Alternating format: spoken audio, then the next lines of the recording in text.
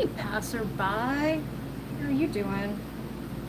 Passerby with the I. Passerby. I just want you to know every time I say your name, it's B-Y-E, B-E-Y-E.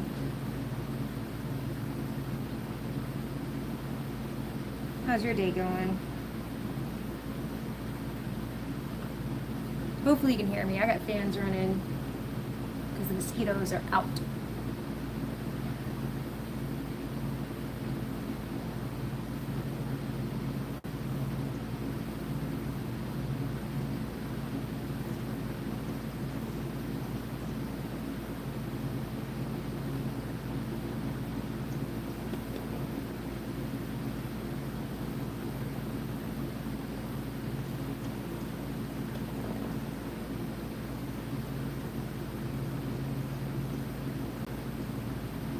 I can't tell if this is just off long or off centered.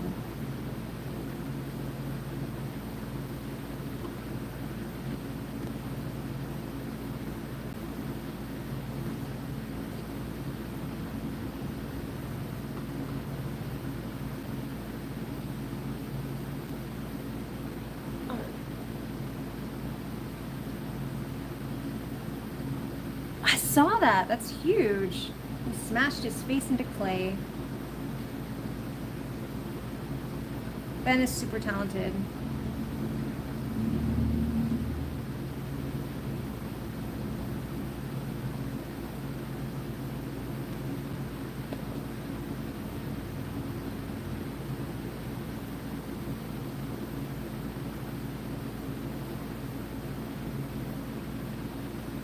More people should watch him because I'm like, people say, oh, you're great. I'm like, no, I'm not. I mean, I'm all right.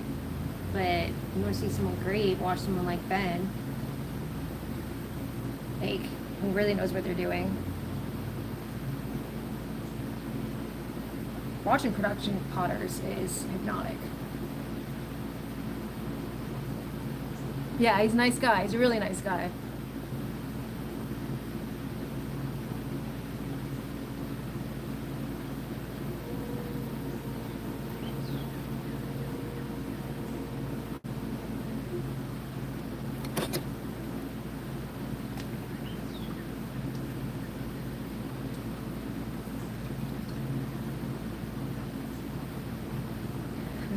It's a lampshade, Jeff. It's a lampshade.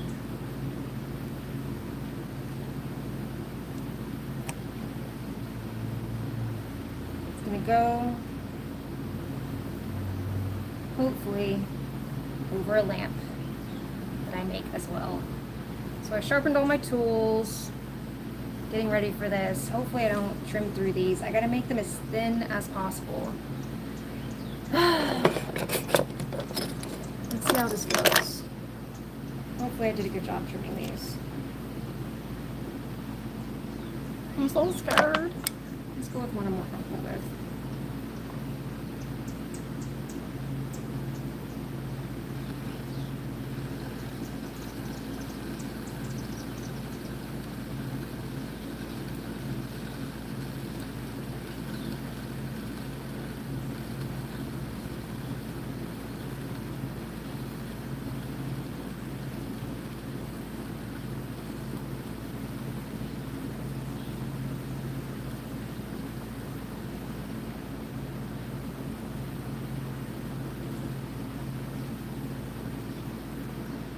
Hello from the United States. Flag, hey, welcome back. It is not. The sun is out, birds are chirping, sky's blue. It was foggy this morning, but no rain. It was a little overcast earlier today, but it's passed.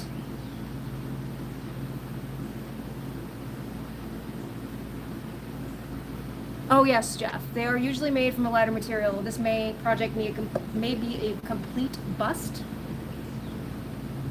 but that's okay.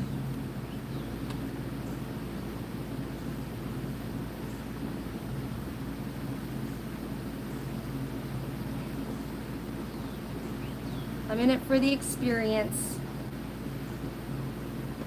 That is why I'm trimming it, trying to make it as light as possible, and hopefully not trimming away everything.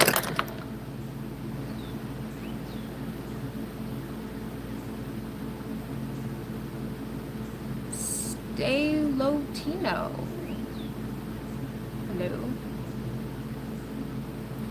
That's the way to think, right? That's a good point, Jeff, because there is going to be a hole in the bottom, just like if, just like a plant pot.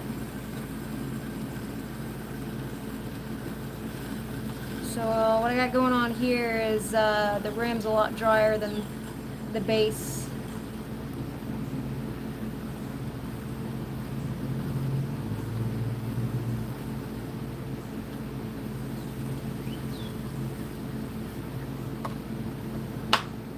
So we got scratchy sounds up here.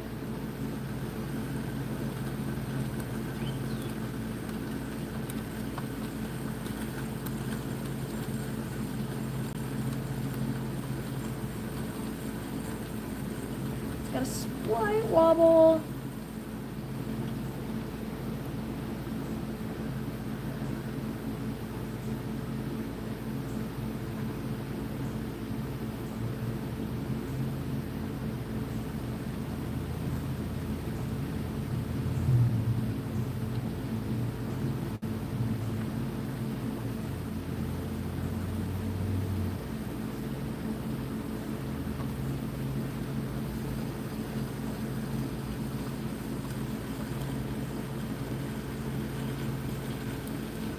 I tried to sharpen this one today with my Dremel, and I don't think it went well.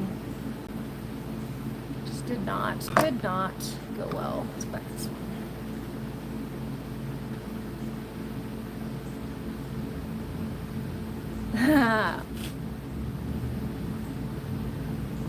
You're 100% right, Jeff. Babies like to have a dry bottom. You got to have that hole in the bottom. Otherwise it doesn't go well. Flag. Alright, so why Cobra Laserface? Yeah, sure. About, I don't know, it was probably like 2011, something like that, maybe 2012. I was listening to Wait, I think it was Wait, Don't Tell Me on the radio, and they were interviewing some chef that had a cool nickname.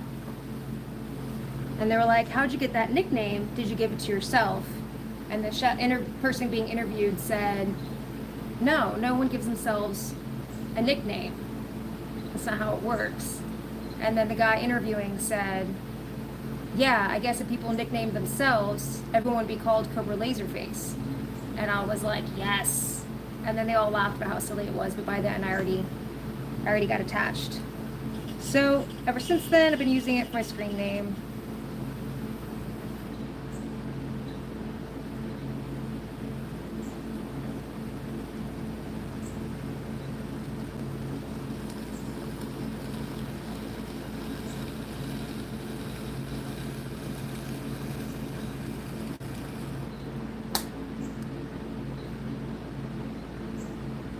I try not to kill bugs usually, but mosquitoes are the exception.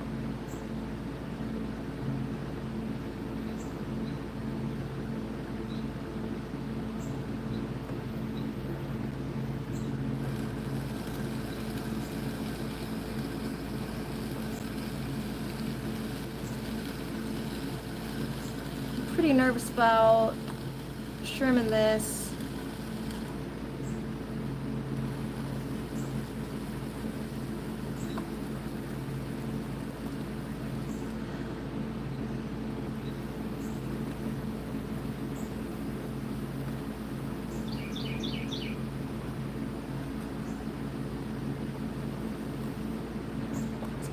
Much better.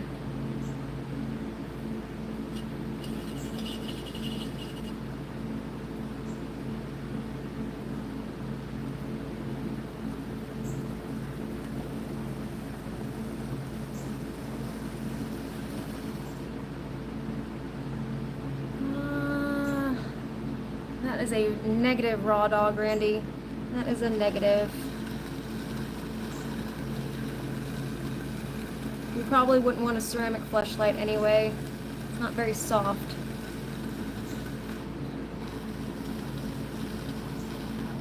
I don't know. Depends on what you're into, I guess.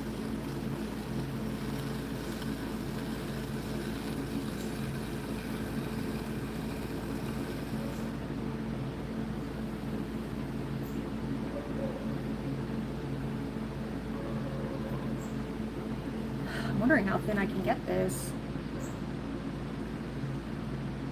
I got more I can take off from here.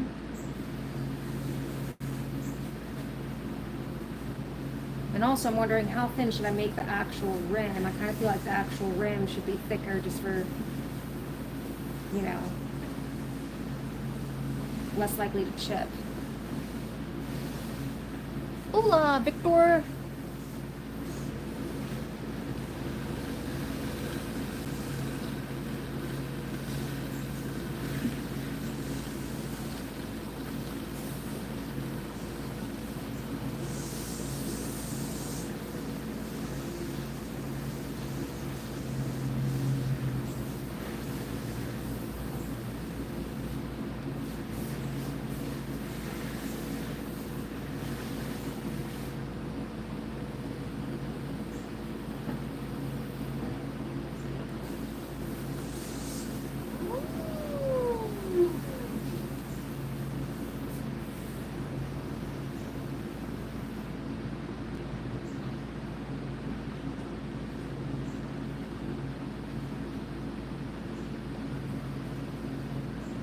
Antonio says hi.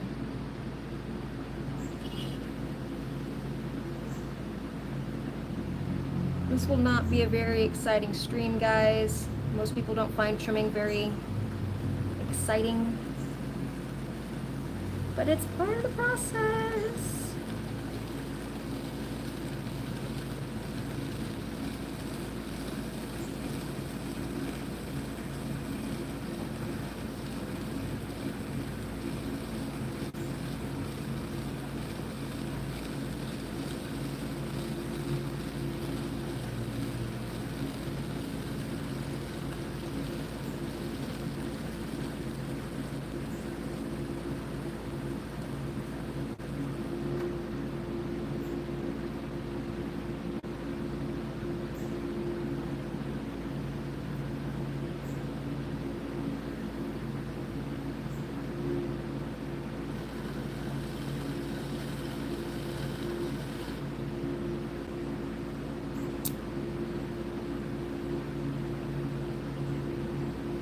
Flag, this is, thank you for the cool nickname, even though I gave it to myself. This is the pots I threw yesterday. So I left them out to dry, unwrapped, which I normally don't do, but since it was so humid and rainy yesterday and this morning, I thought, why not? And it worked pretty good. I probably should have wrapped this rim, because this rim is pretty dry right now. But, the rest of it's doing okay. Ooh, yeah, I think we're gonna stop there. That's enough to stop. We'll go a little bit more from here.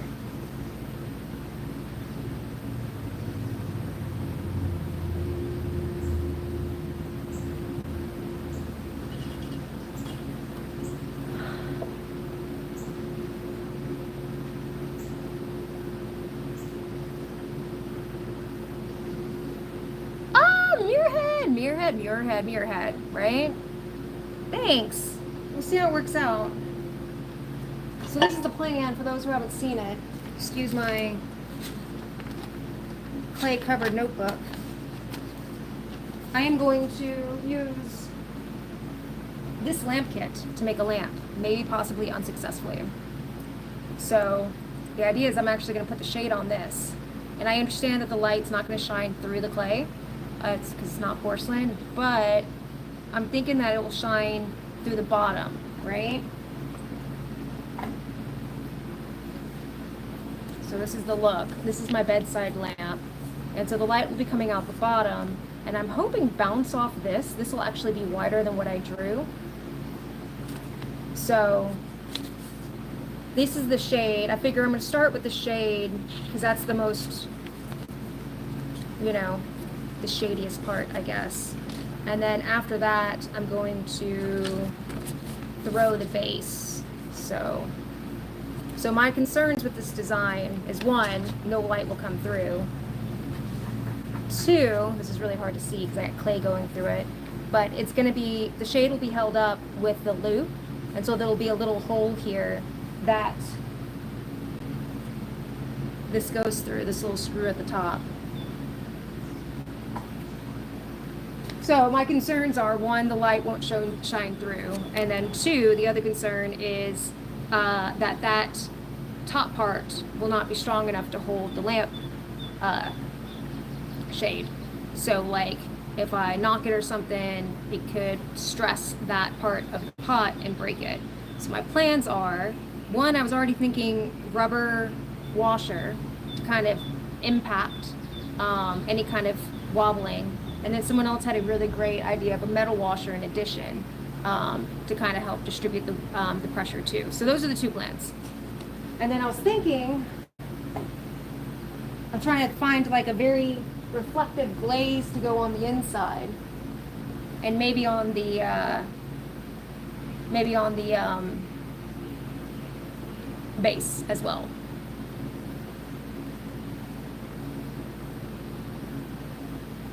Lamp for interrogating small animals. Yes. Definitely.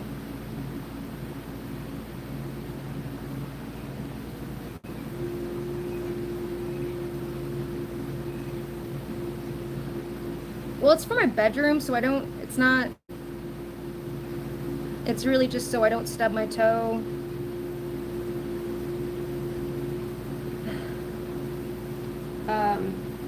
You know, I'm not going to read by it. I have an e-reader that I read by or with, so that has a light. So it's just a thing. And it's an experimentation too. This is my first lamp. So I thought, hey, why not make a traditional looking lamp?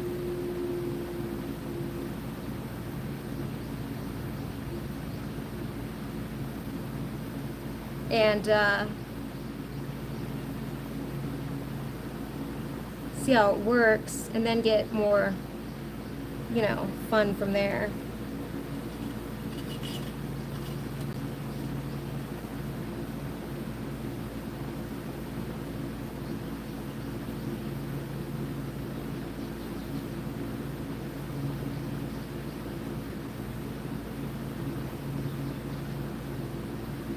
Flag, that would be awesome. I highly recommend, like,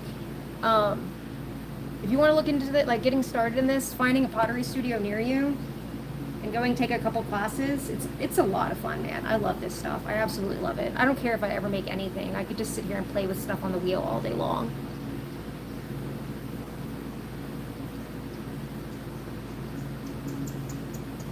Keaton, I did not know that. Imagine if you stack 20 of anything on top of each other. They wouldn't like it, though.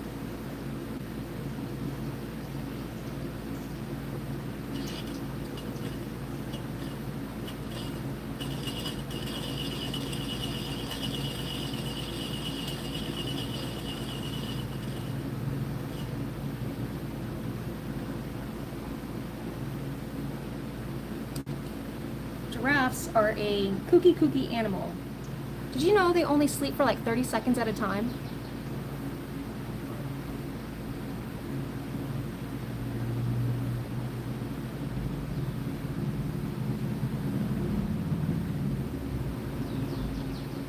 Excellent question about the giraffes, Jeff. Excellent.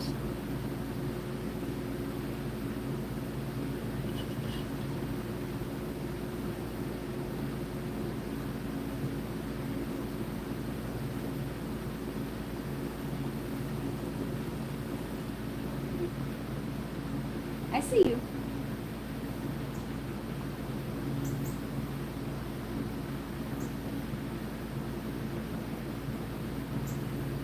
All right, I think that is what we have to do. Let's go ahead and get this up.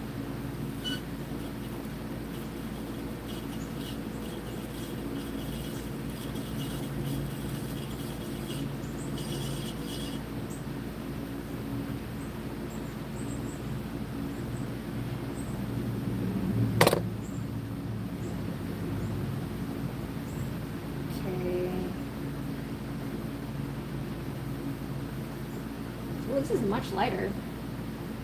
Definitely much lighter.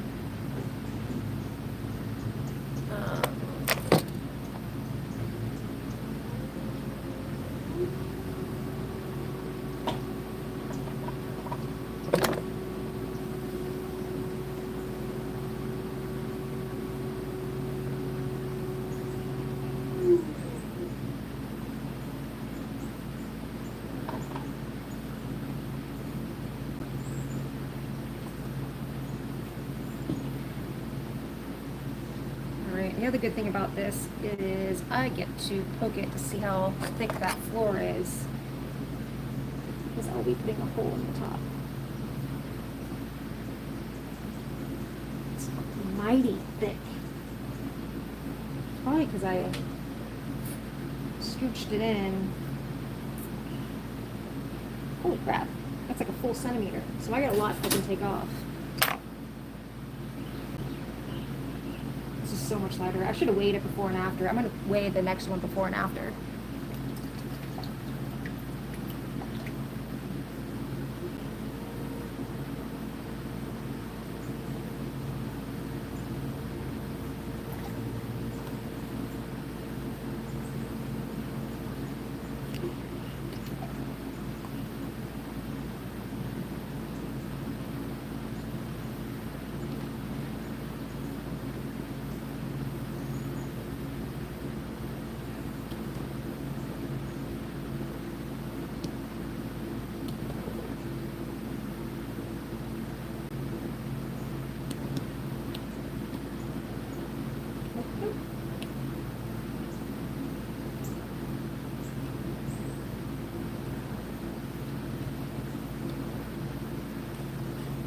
Don't be like that. Oh, way off.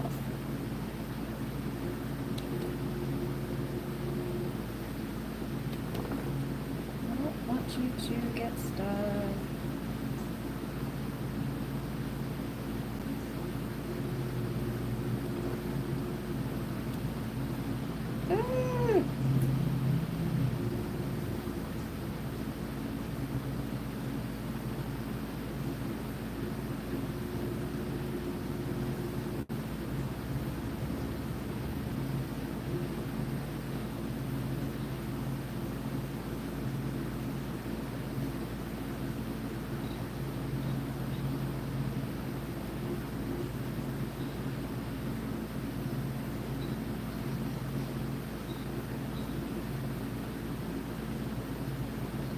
That's it.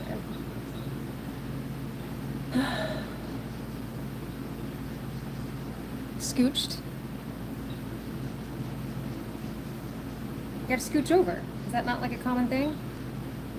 Hello, Pablo.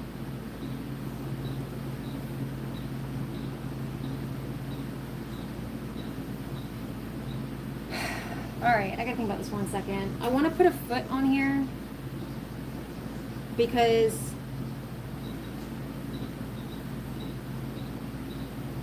I plan on glazing the inside, and so I guess I don't have to have a foot. I could just elevate it from the outside. Shit, maybe I'll just do that, because I don't think I'm gonna glaze the outside. I think I want to keep it stone.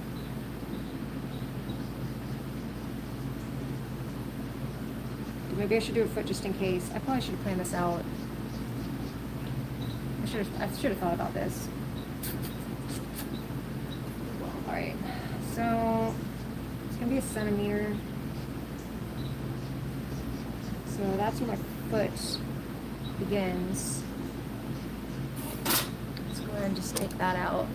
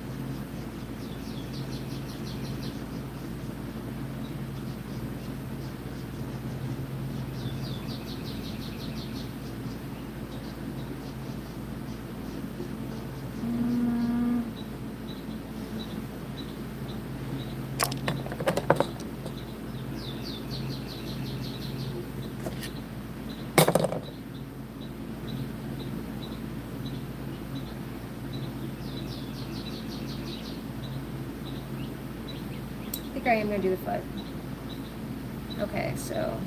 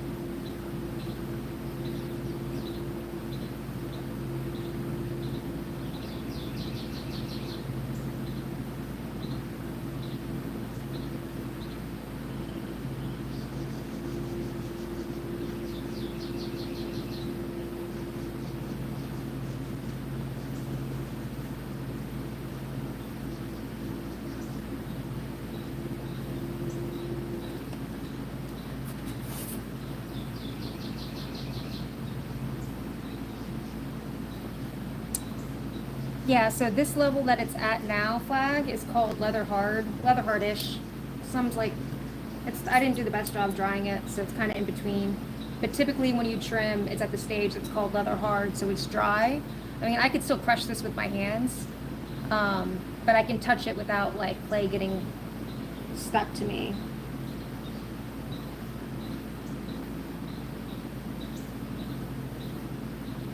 So that's like 1/2 centimeter. So still, that means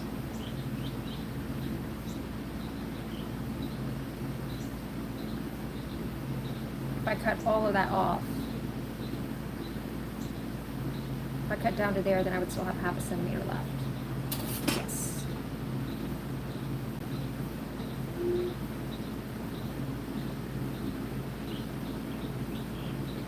But this top part isn't quite leather hard, so it's still a little bit soft.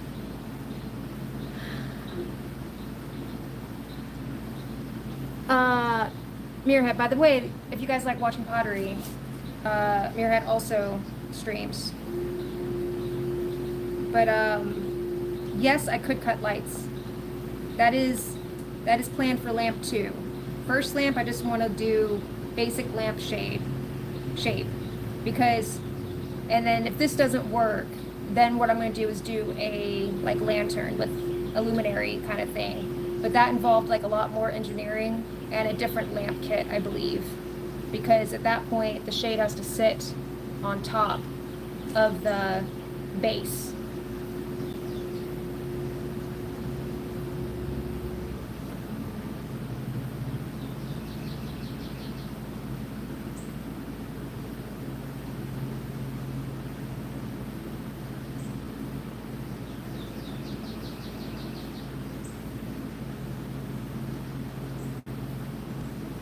And I didn't want to like, I'm really bad about like choosing projects that are kind of, you know, beyond my skills, and there's like a bunch of new things.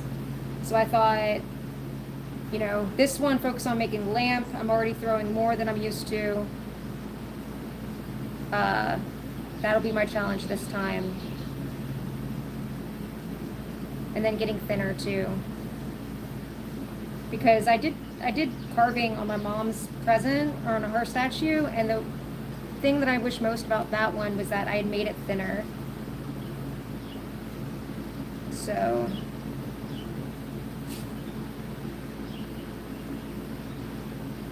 now this thing's gonna look like an upside down pot, but that's okay.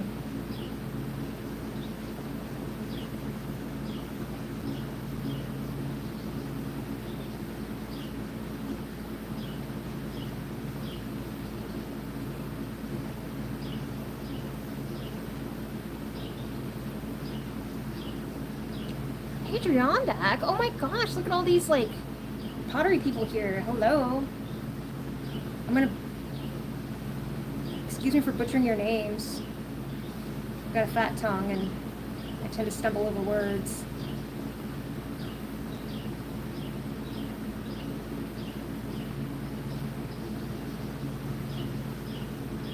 Especially words with R's. Hey Allie, you're back. Lots of people. Challenge. Always. That's my goal, is just to get better. Well, actually, my goal is just to have fun. But,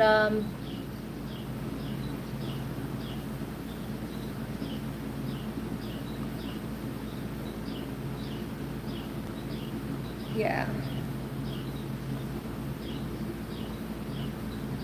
It's gonna be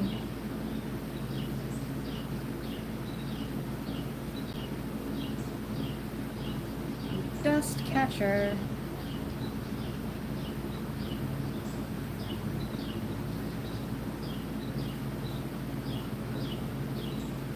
I feel like I need to go to a trimming camp and a wedging camp.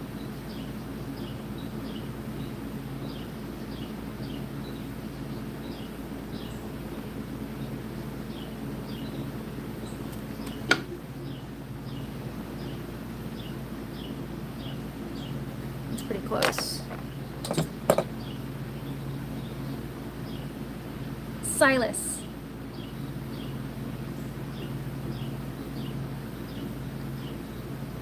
SJM, two awesome Potter people there.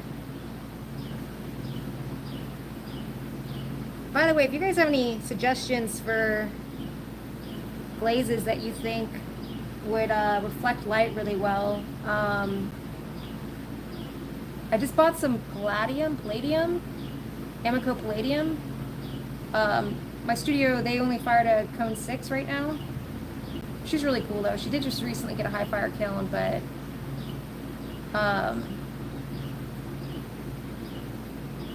that's what I was thinking about painting the inside with this, because I was thinking maybe it would reflect light well, but I could be wrong. I've also read that it's like really drippy, thus the wanting to put a foot on this.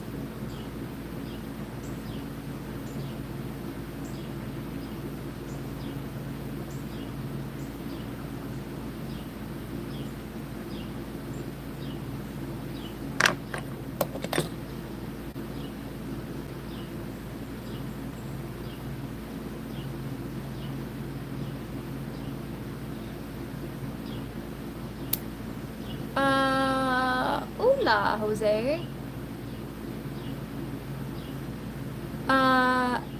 Silas, yes. Slam wedging, that's typically what I do. I do slam wedging and ram's head wedging, and I alternate between those two because I get bored.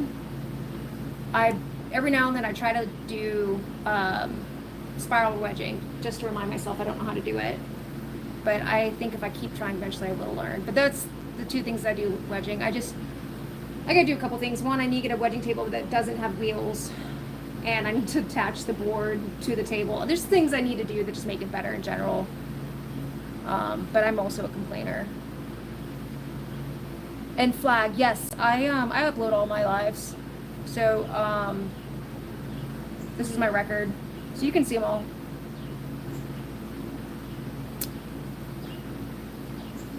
Allie, this is the shade that I threw yesterday, the lampshade. So now I'm doing what's called trimming.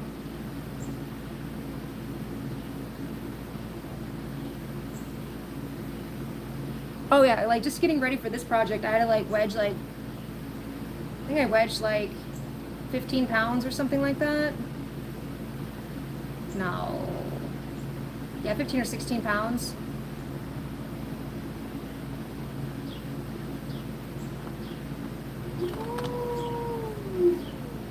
I like to joke that Pottery catfished me, because when I took the class, the ladies would like prep our clay for us, so we didn't have to wedge really, not too much.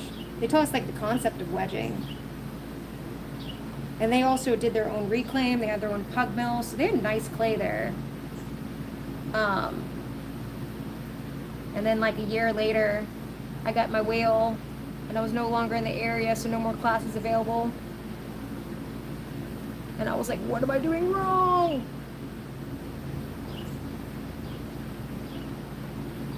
But I made some progress since then.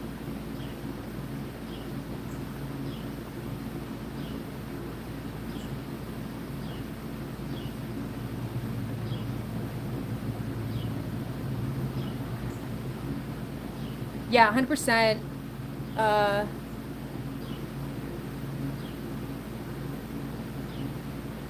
on getting someone to spiral like in front of you. I have a friend, he and his wife are ceramic artists, and he said he'd teach me to spiral. I just got to ask him to like come over and do that one day. Because I think that's what's going to need to happen, is just me standing there and watching someone and mimicking their movements. I'm the same way, Silas. I'll get started, and then like I'll be like, oh, I got it, and then I lose it. So. Ooh, shit.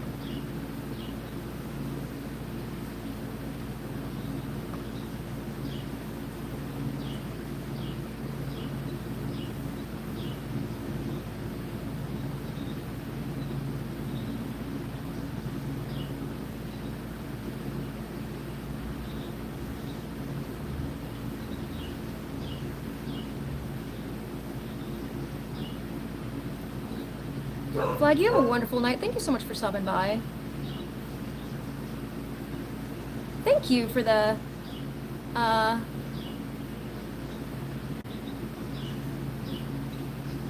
shape compliment. Alright, so I believe I am using high water little loafers. The lady who owns the studio where I fire my stuff, she had met a potter that was retiring and got a bunch of stuff from him, and it was completely dried up, and I got like 3 bags of clay from her. 2 of them were high water clays. One was a little loafers, but they weren't labeled, and I thought this one was the little loafers because it was the lighter color of the 2, but I read that little loafers doesn't have grog, and this definitely has grog. So it's some kind of high water clay, which is kind of sad because I read that they didn't make it through the storms in North Carolina.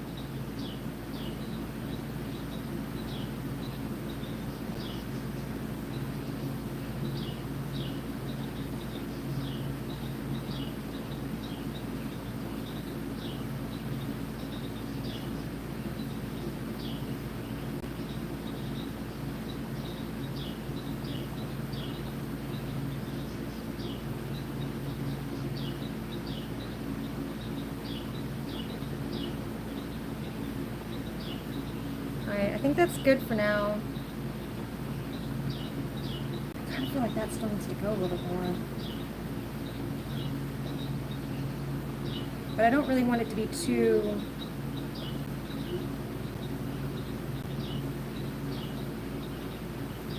gone. Yeah.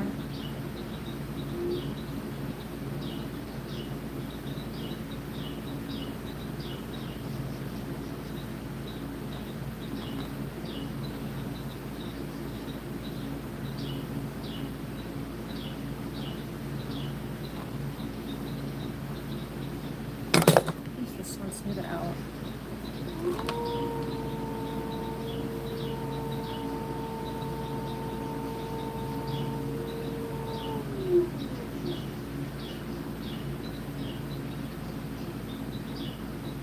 Oh, you don't have anything? Well, I don't really have anything nearby. I get the lady who owns a studio. She'll sell clay. She marks it up, which I don't blame her, because there is a ceramic supply place about 2 hours from here, 2.5 hours, called Davin's, but you gotta drive through Atlanta. So how little clay I go through, I don't mind paying the markup, but I get whatever she has.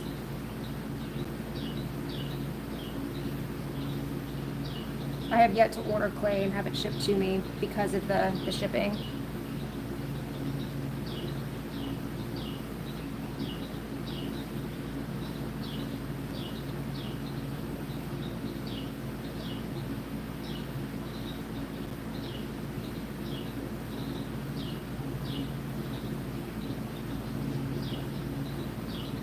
So,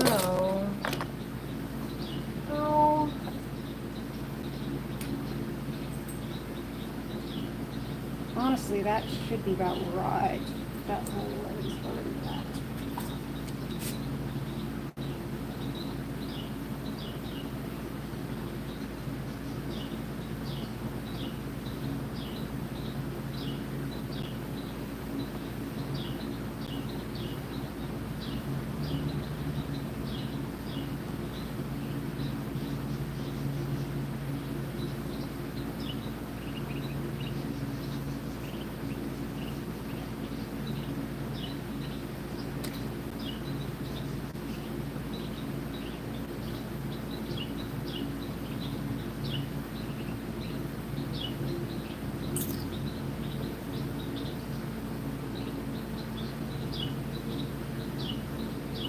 I'm gonna get a stone to smooth this out a bit. I'll be back.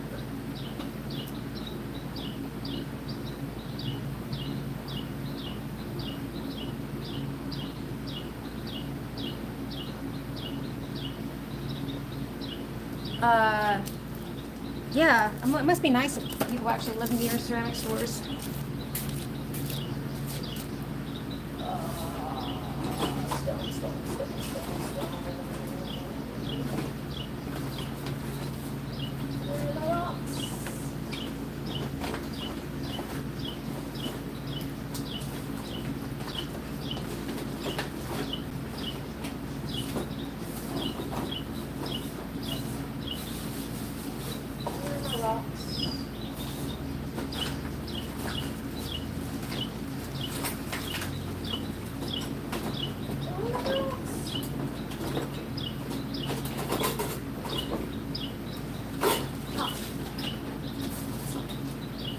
Found it.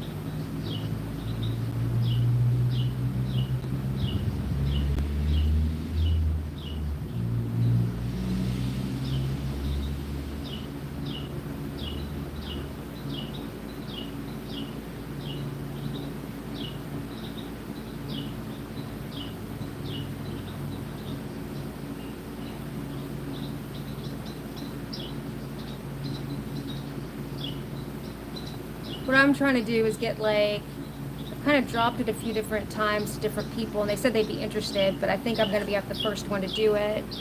But try to do a little co-op, make a deal with local potters, like, hey, if I'm running down to Davin's, ask me if I'll ask you if you need anything and vice versa. Because I know a few local potters now.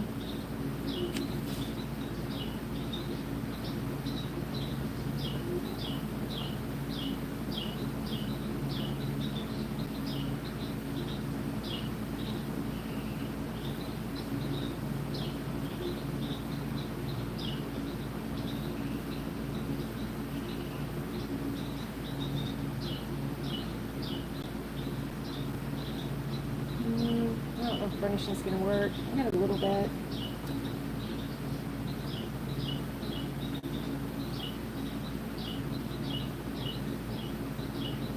I think it's gonna work though.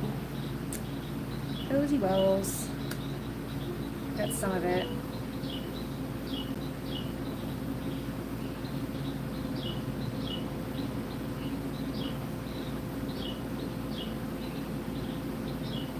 The number one skill I want to learn in pottery is how to stop hitting the pot with my hand unintentionally. I just gouged it with my nails just now. Luckily, I don't have any nails.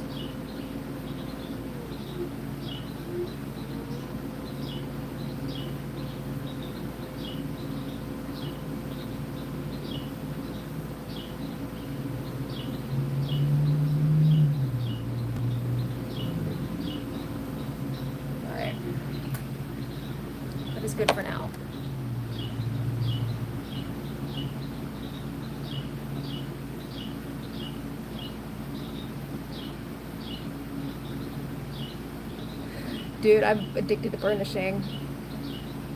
I love it. I'll burnish stuff that doesn't even need to be burnished. It's so stupid. I can't help it, man, but I love the way that it's just awesome. Do I live with birds? No, that's nature. I'm working in my garage.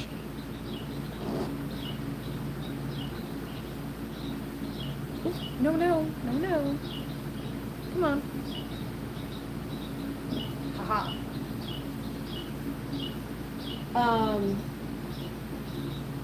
I am working in my garage with the door open right now. That's, oh God, no, stop. All right. Let's just be careful. I'm working in my garage right now. All right, I'm gonna weigh this before and after to make it fun. Yeah, the birds make everything awesome.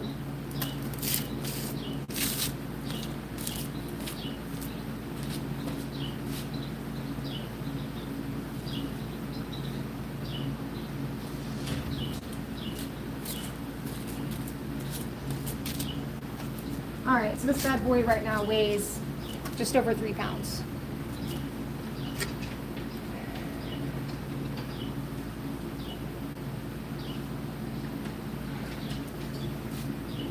Yeah, I work in my garage, which is, it's not climate controlled or anything, so, and it has no windows or AC or lights.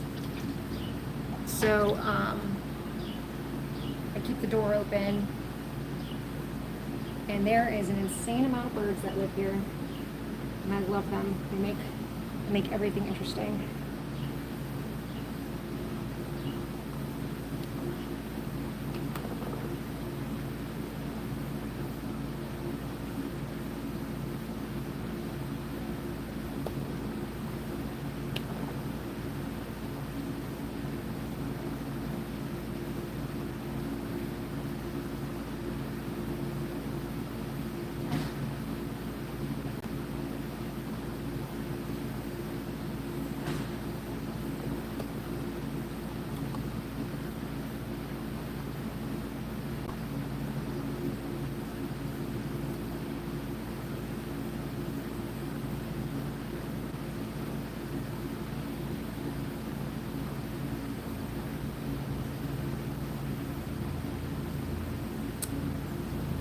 Thank you, Jan. Yeah, always gonna keep this door open for sure. We haven't been here quite a year yet, and this house needed a lot of work when we got it, and we did a lot before we moved in. And originally we intended the garage to be part of that rehab, but as any project, construction, other stuff ran over because, you know, unexpected surprises. So I was like, let's just wait, which I'm glad I said that because I don't really know how I want this space set up yet. But whatever I decided that this door is definitely going to be staying open.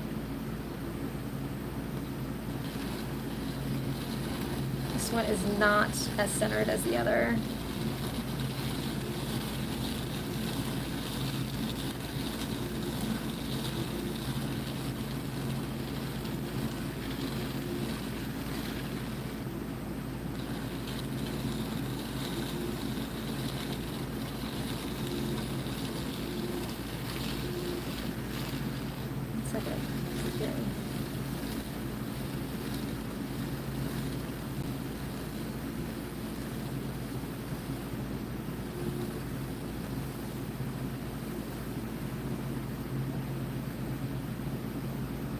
I had an awesome thunderstorm yesterday. It was like amazing. Thank you, Jan. Hello, Hossein. I am from the United States.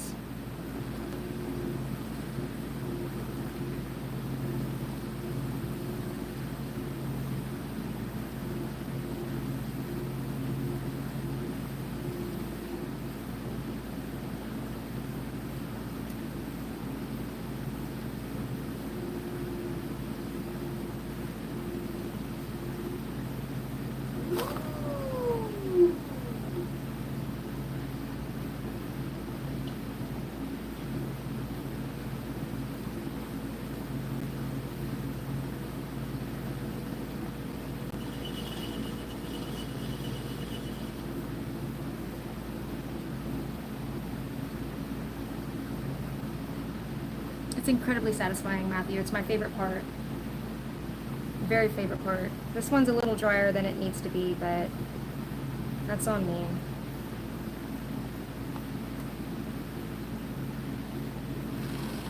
See, this is all like dry, so it's crusty.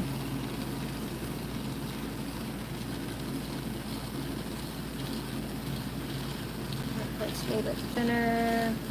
This one turns out a little bit. I was hoping I could correct it. It may just be a feature.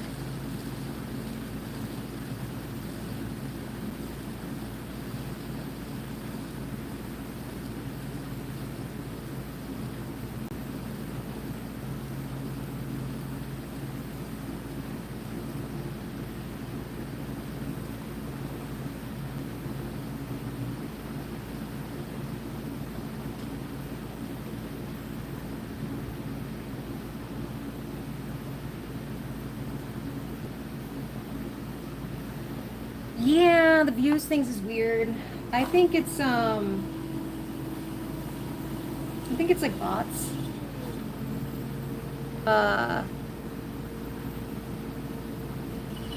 Like I think a good significant portion of it is bots.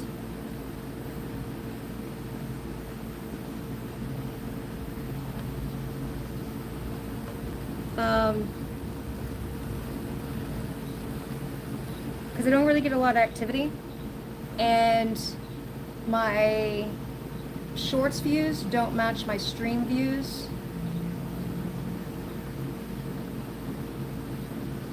So I kind of believe most of the internet's dead.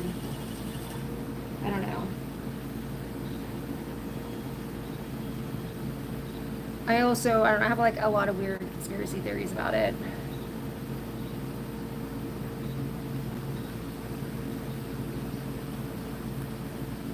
I just try not to pay attention.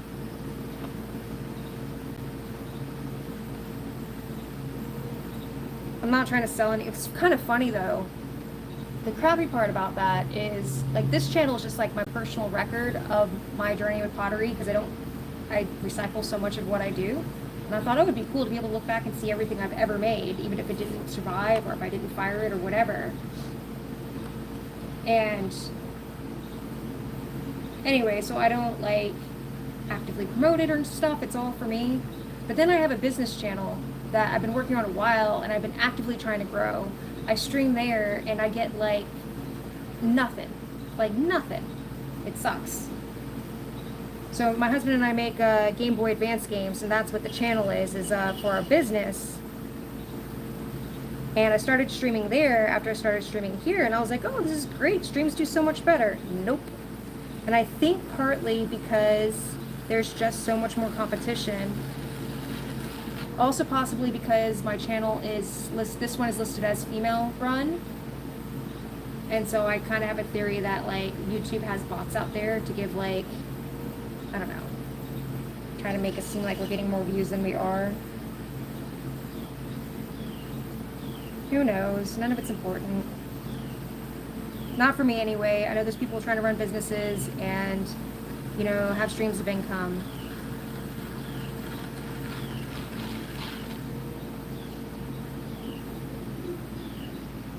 I was thinking about, oh, I don't want to, like Twitch you don't get to keep your streams on Twitch. The reason why I do YouTube is because then I have my streams and then I have a record of what I have. I used to record myself and then upload the videos, but that was a lot of work.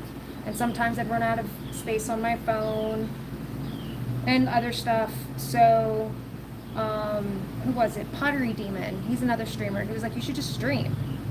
And it's so much easier because I just turn on my phone and then my video is uploaded when I'm done. So I have a record of it.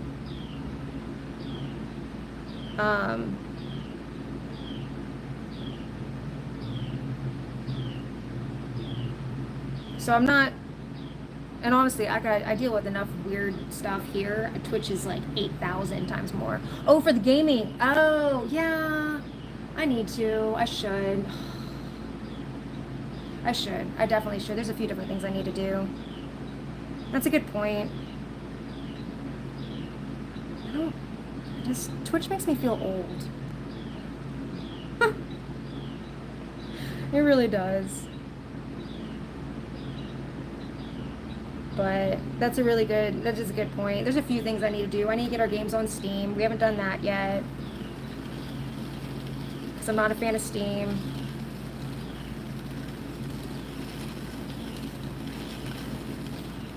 But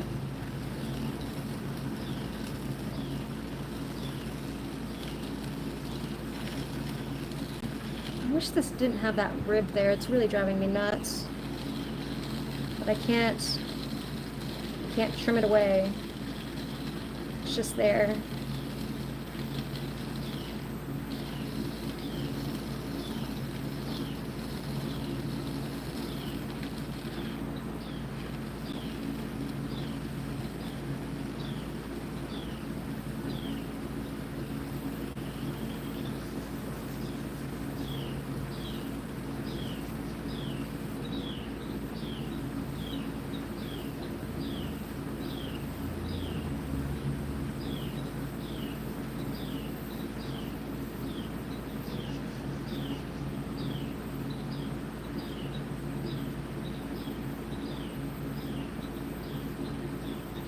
Dude, that's the same way, man. I hate editing videos, and every time I do a lot of complaining because I have to edit videos for our other business. In fact, there's a trailer I need to make for our newest game, and I haven't done it yet purely because I am dreading the editing portion of it.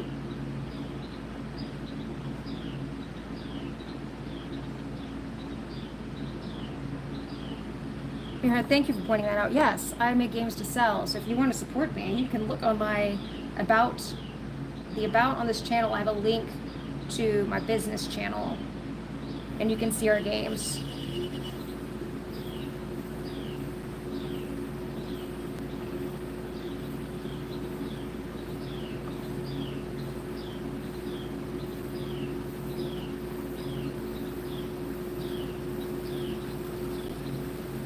It's a really good idea. I'm gonna do that on Switch. Not Switch, but Twitch.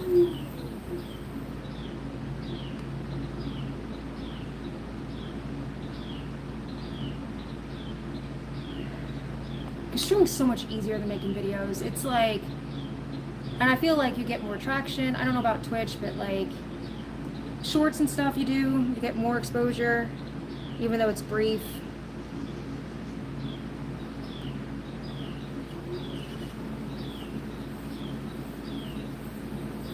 I've been trying to convince my husband to do a ASMR coding channel.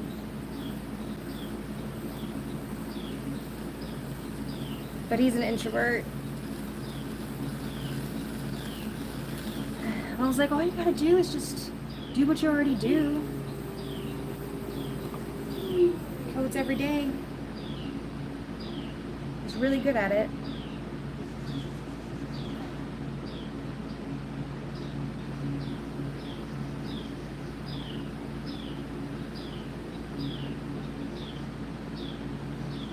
Nice.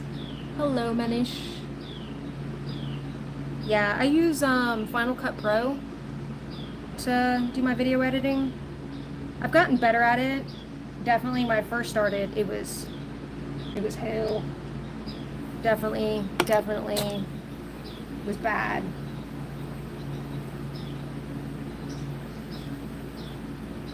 My biggest thing is I get too much of a perfectionist. Like, I gotta remember, like, just get it out, just get it done.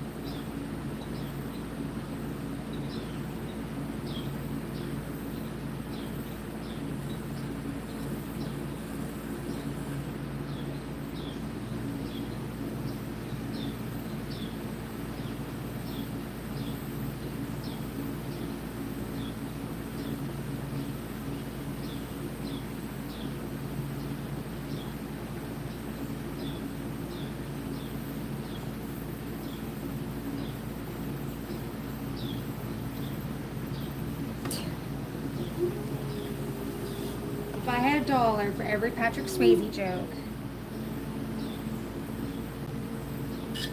I'd probably have like $20.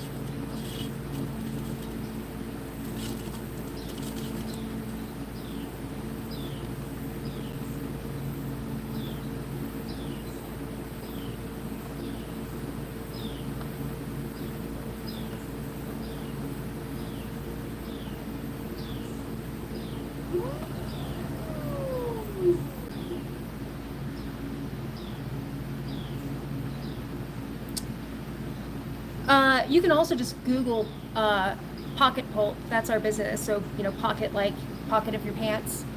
New word, P-U-L-P. If you don't have a Game Boy Advance, you don't need one, or like another emulator. Well, you need an emulator to play our games of some sort. But I recommend MGBA. It's a free emulator. We also make wooden puzzle games. Puzzle games are our bag. But if you go to itch.io, you can see all of our video games. We've got a few free ones on there.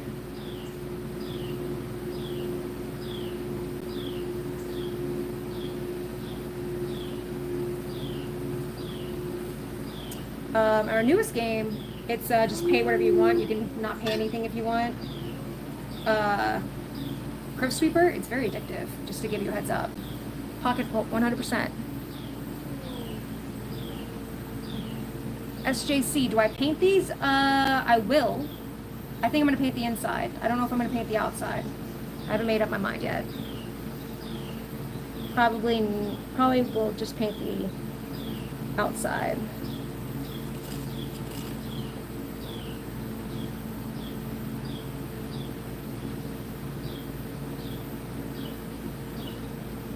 I think I got...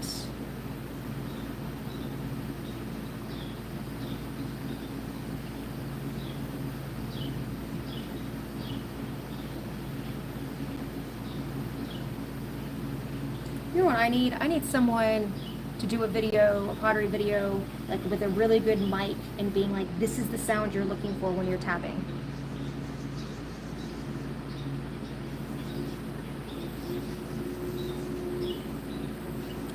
I also need a video on how to properly sharpen your tools.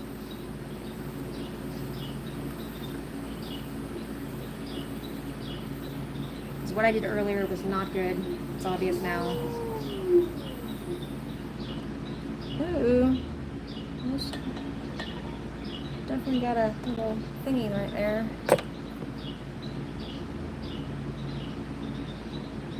Hey, Lewis. Is it Lewis or Louis? Or Luis?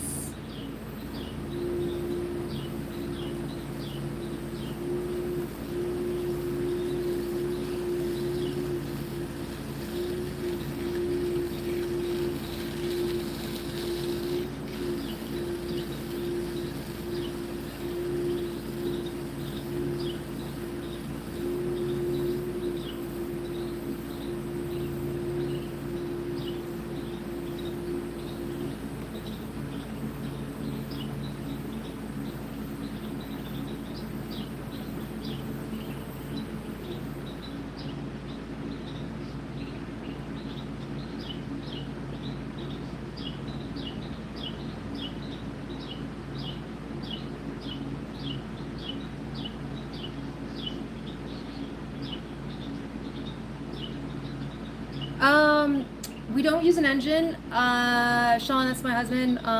Philipso, if you ever see him, he does everything from scratch. We're all old school.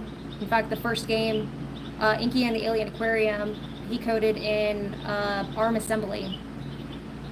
So he's pretty crazy. But he's got a really excellent GitHub, and if you can't find it through my things, I'll send you a link through the Discord.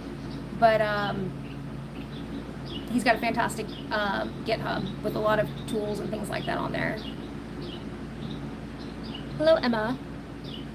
I know, that's why I told him he needs to do some coding things, but one day, maybe I'll like just set up a camera in secret and not tell him.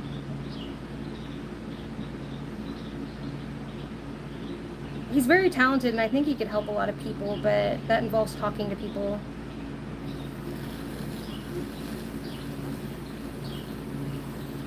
Maybe one day when he officially retires.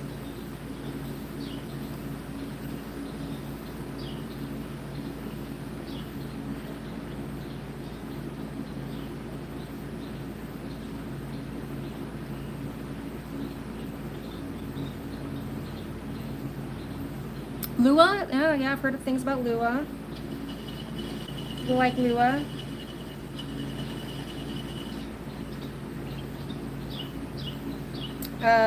We operate a lot in the retro gaming scene. So a lot of people use Nest Maker and GB Studio. We saw a good game last night. We were watching the Game Beaters, they're YouTubers that do retro games. And it was a new NES game that was made with Nest Maker. It looked great. The art was fantastic. I don't do any of the coding. I only do the art and the marketing. And then, I mean, I help with like level design and all that other kind of stuff, but coding.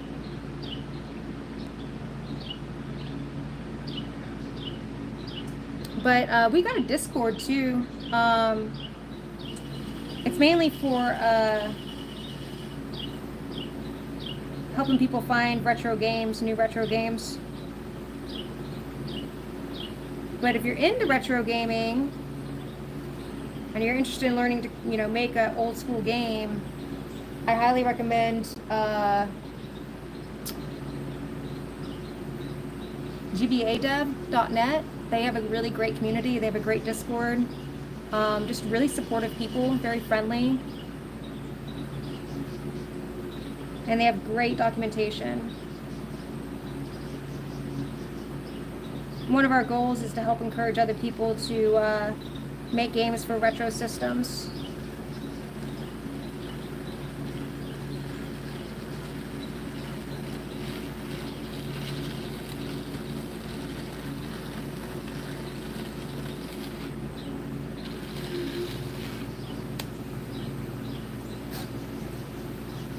Mosquito's been after me, man. Lua. Okay, that's good. This can go. Yeah, this can go.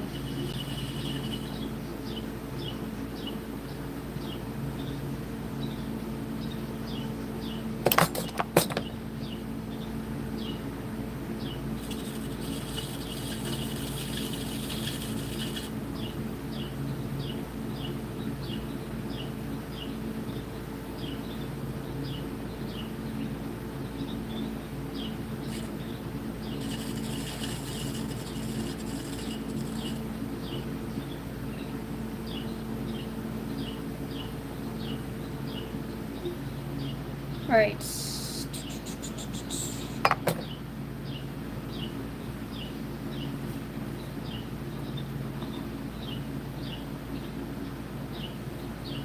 Yeah, let me know if you have any problems with it. I use it on a Mac. I don't really, it's pretty, you know, once you get the ROM game, you should just, well, yeah, you should be able to open it up with MGBA.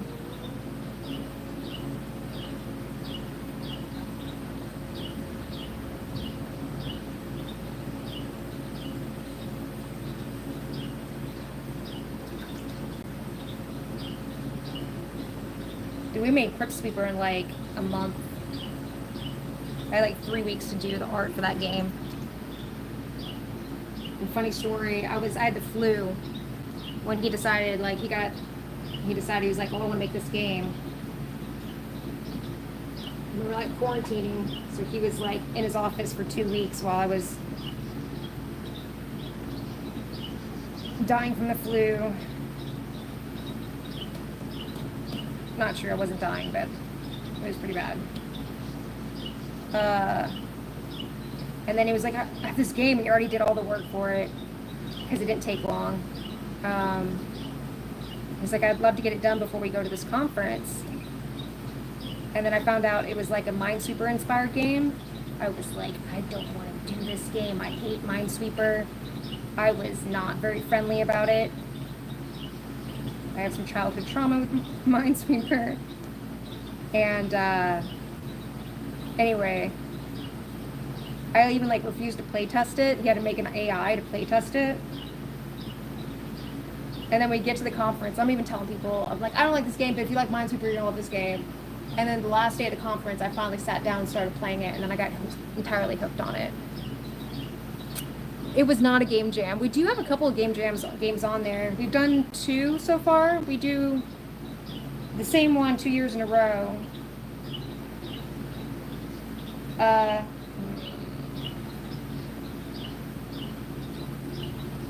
GB Jam. It's a Game Boy inspired game jam, which is pretty fun.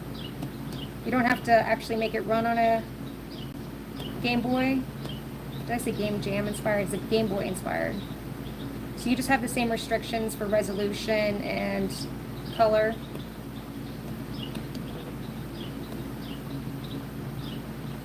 And we did really well the first year. We got 5th.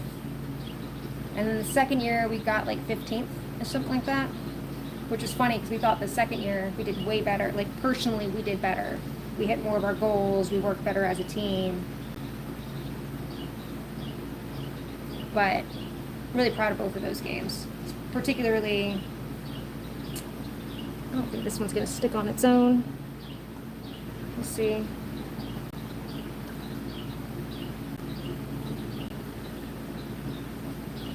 Game jams are fun, man. Do one. Just jump in and do it. Itch has got, or if you're on itch.io, there's a lot of them all the time. That GB Jam particularly has got a lot of good people. Anything that has a person named Polydux involved is awesome. Like, it was so supportive. Like, people were so friendly and just cheering each other on kind of stuff, which is great. And I always think it's funny, like, game jams, people always, like, put themselves down. They're like, oh, it's not done. Well, dude, it's a jam. Just actually having something to show, period, whether it's a complete game or not, is a victory. A lot of people just quit. But I'm gonna start doing more games with just art, just doing art capsules, because Sean, since he works 3 days a week, so he just doesn't always have time. Jams are very, exhausting.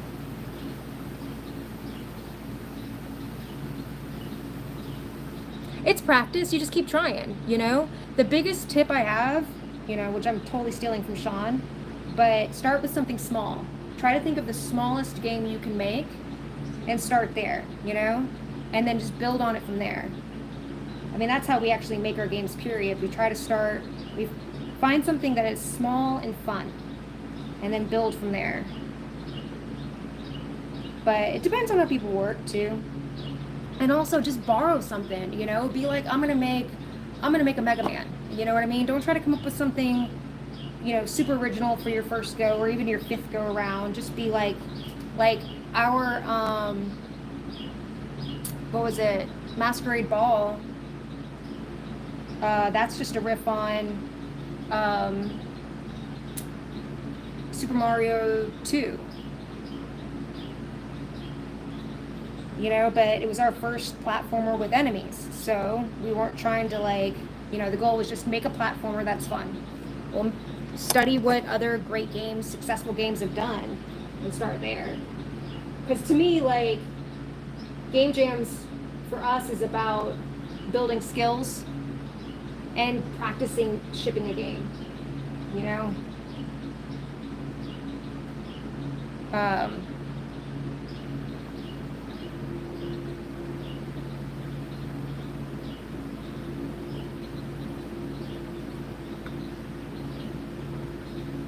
and then when you go look at other people's games and you're like, oh my god, their game is so great.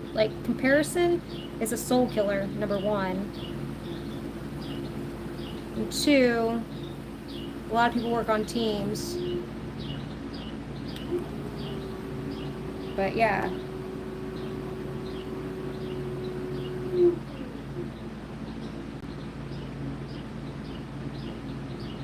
But it's hard to get stuff done. I don't see how people do it on teams of 1. I'm scrapped just to get art done, Hi Allie, welcome back. Hello, Hakan, yes?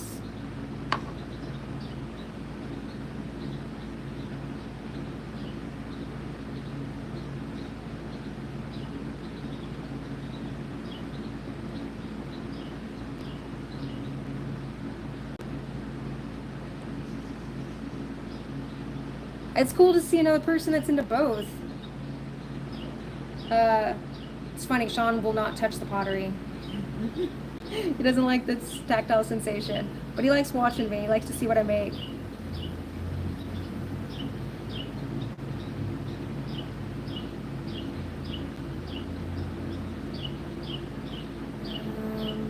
Oh, I forgot to poke through. Damn it.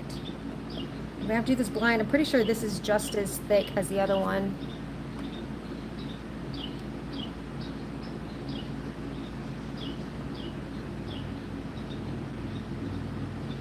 You know what I think would be a cool game? A pottery sim game. Like an Overcooked, but with pottery.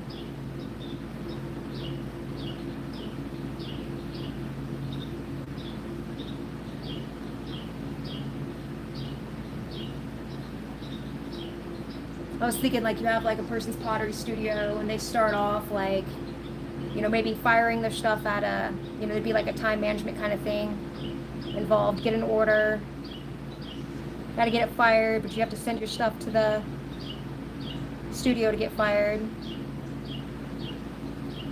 So it adds time on or something along those lines.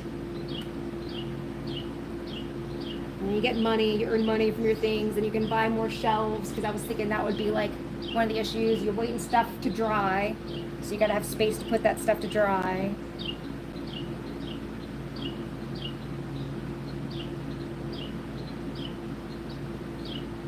This is the downside of when it's not.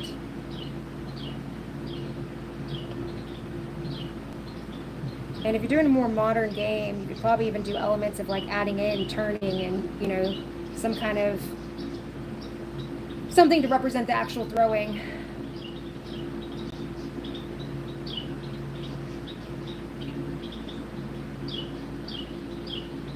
Dude, do it. Do it.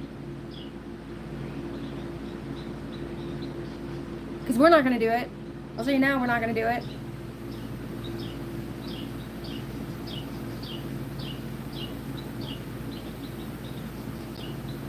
And pottery's hot right now. People are digging it. You could do all sorts of cool stuff there, and the more knowledge you have in pottery, like mine's pretty basic, but I was thinking even like with glazing knowledge in there.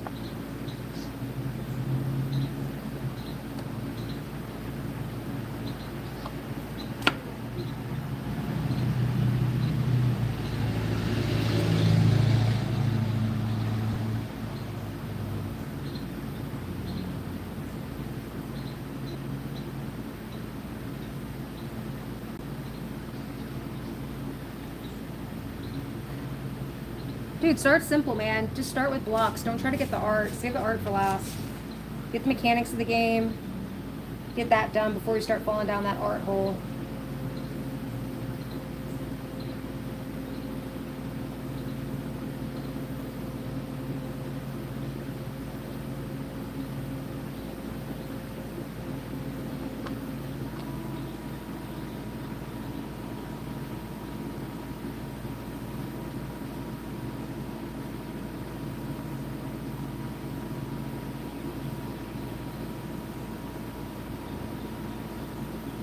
It's kind of funny. So when Sean and I make games, usually we make he makes like pretty much the majority of the game. Like Inky, we had all the puzzles done before we had any art done. It was just all squares, just red and green squares. And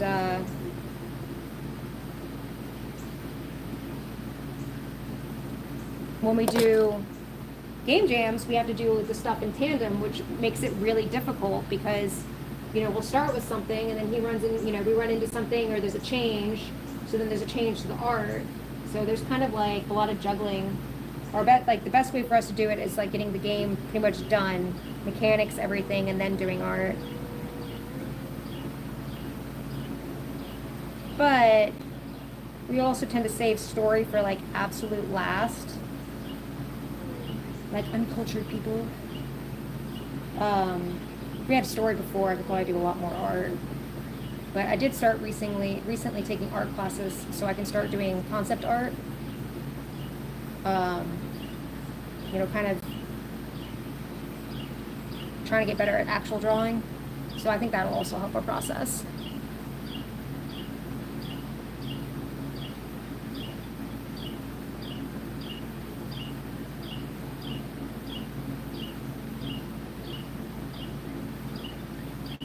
Interesting.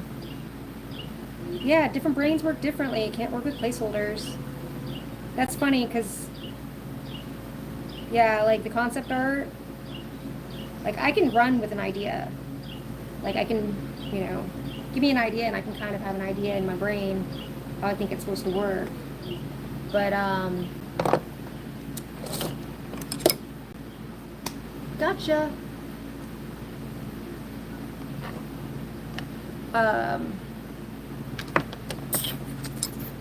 What I want to use here. I don't want to use this. But I found that like I would tell my husband like an idea and he'd be like questioning it, but like not getting it. And then I started doing concept art and he's like, "Oh yeah, this is great." I'm like, "But that's what I said." But everyone's different.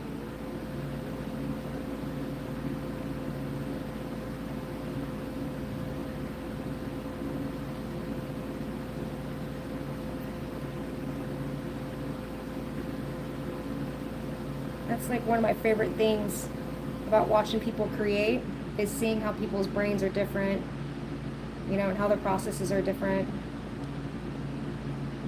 Oh, this is the one with the rounded bottom, that's right. So I need to curve this down some.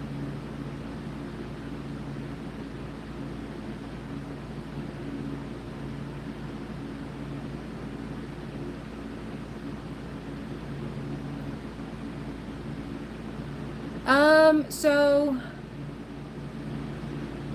when we made Inky, we both quit our jobs. And then after we launched Inky, you know, we decided that we didn't want to make game dev our like main source of income because there's just too much pressure to push out a game. So Sean went back to work. I went back to work like part-time for a minute and then I started doing caretaking for a family member, or caregiving. And, so we just decided it's easier, cause I help with my family a lot for me to stay on the game business full-time. Well, it's like part-time. I do part-time that and part-time, caregiving. So that is when people ask me what my job is, I tell them that's what I tell people. So yes, we'll say full time.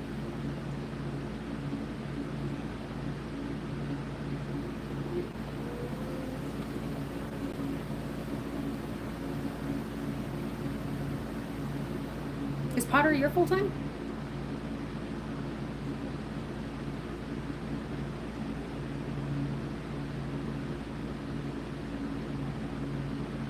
Make a pot look like an ancient Indian pot. I would have to look up and see what an ancient Indian pot would look like. And I have a feeling that it would require skills I don't yet have. But it's always good to look. Yeah, it is awesome. That's why I'm not like, when people ask me what my, like, if I'm ever going to sell my pottery, I say no. And if I'm going to do anything more with this channel than what I'm doing, and I say no. And the reason why is because whatever time I have, like in energies and stuff like that. I want it to go towards that, because that's something we're building together. Like, and plus, I don't know. I have turned passions into a business before, and every time it's killed it for me. It like, you know, the only time it didn't kill it was with pocket pulp, and the reason for that is because I was wondering that. I was thinking that the other day, like, why am I not burnt out with pocket pulp, but I got burnt out with these other things that I did? And it's because I'm working with Sean, you know, like, being on a team really gets me going. So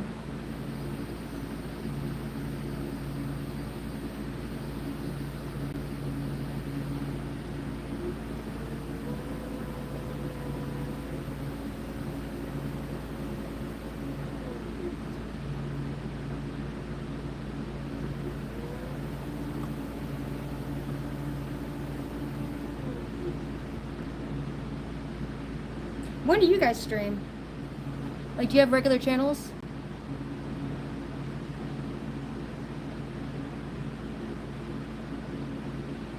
That's interesting. So many people get into the game dev trying to make money, and I'm like, I feel like game dev should be more people. No, I don't need to tell people how to live their lives. So, but I think looking at it as a hobby and looking at it as like a creative outlet is a really beautiful thing.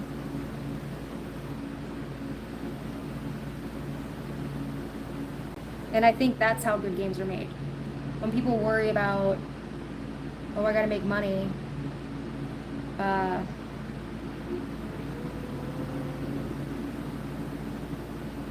kind of kills things. It can kill things. All right, that's good. That's good. Okay. Maybe we'll trim this foot in a little bit more. Or actually, I think we'll trim it from the outside a little bit more. Because that seems like a better idea.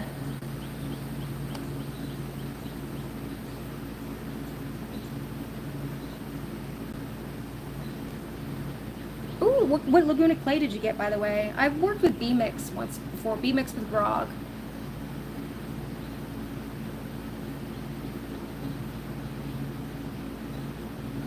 Man, that's so cool that you know, too, that you're focusing on the code part. Again, that'll make a better game.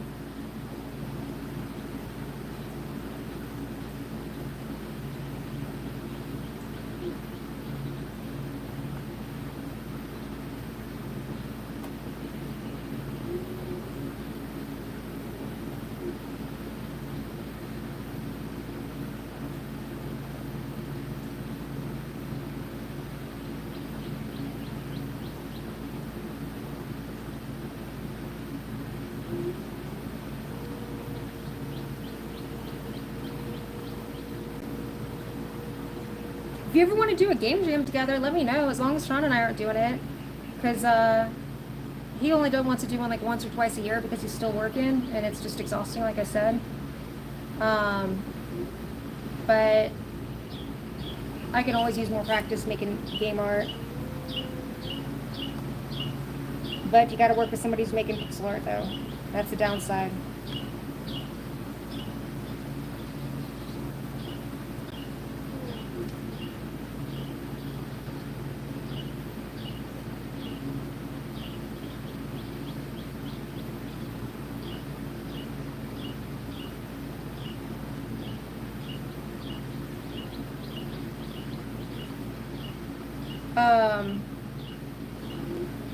I did Raku once.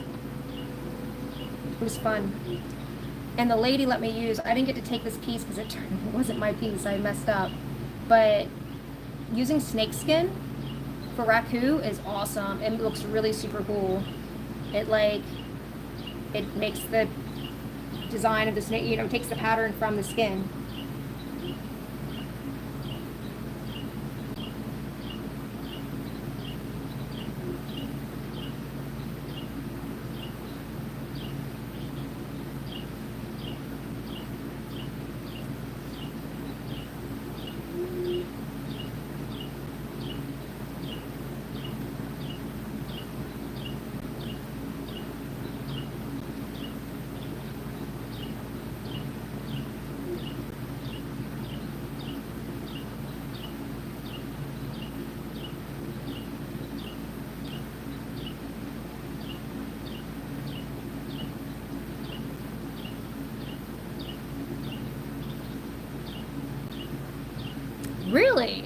That's cool.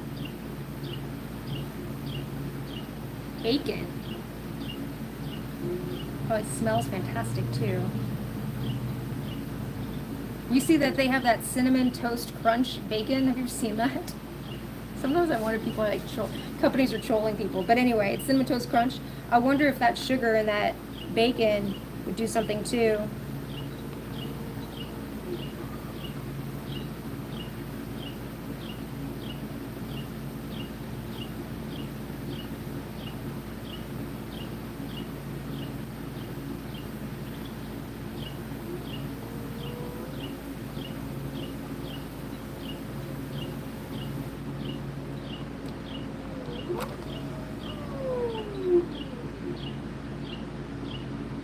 And by the way, just be clear, if it's a game jam, it would be just me, because I have some friends that I know from when I used to work in tech, and they're coders too and stuff.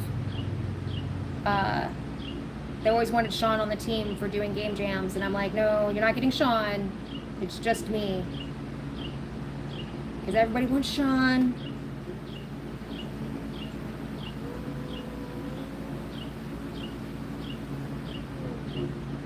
But he'd probably be willing, I don't know. I'm not going to make any promises, but he'd probably have a hard time not giving his opinion. But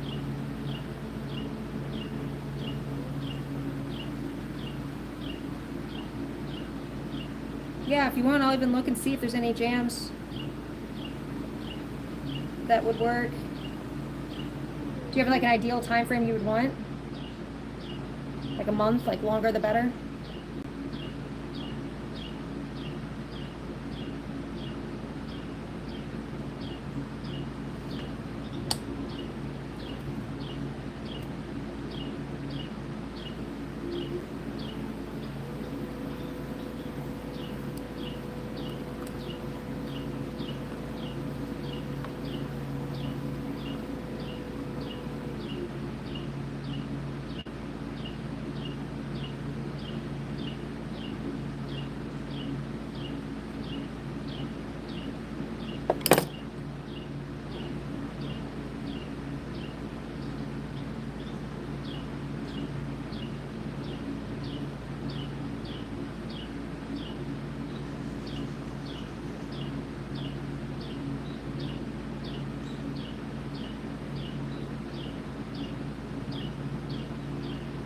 Okay, yeah. Yeah, I haven't done one less than 10 days.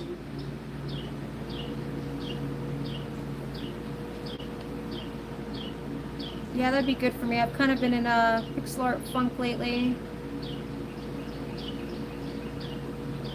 And if you're into pixel art, on our Discord channel, the Pocket Pulp one, there's a group of us that get together on Thursdays, and for a couple hours we just do pixel art practice. Like one of my friends, or one of the members, he helps to find like tutorials and stuff like that. It's only about 3 of us that do it, but more are always welcome.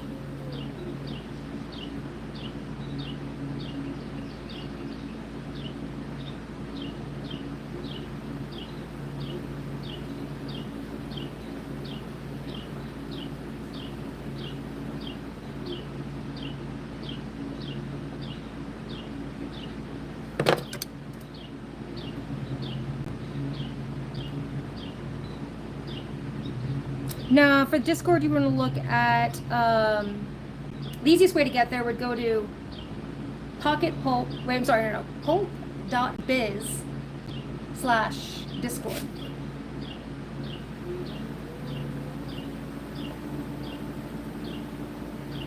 It's called Retro Releases.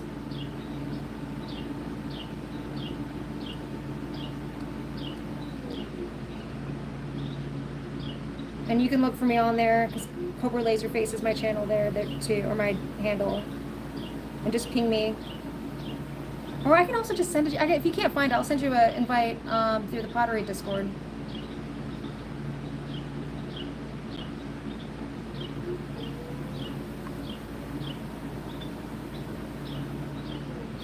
This is a tall fit.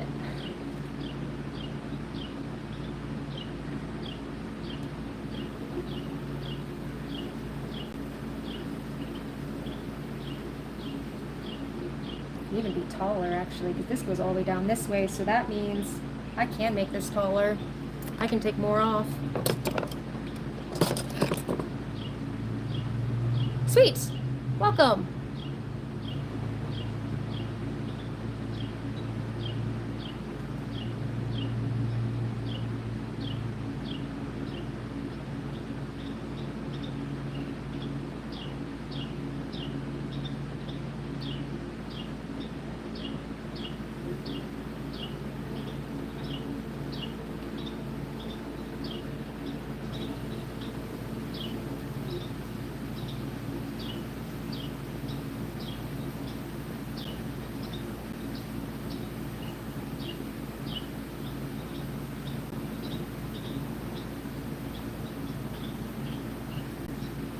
Enjoy. So we must be similar time zone. Awesome. It was awesome chatting with you. Super cool stuff. Yeah, and I'm serious about the game jam thing too. I'll look and see if there's any cool ones. So take care. Enjoy the time with the missus.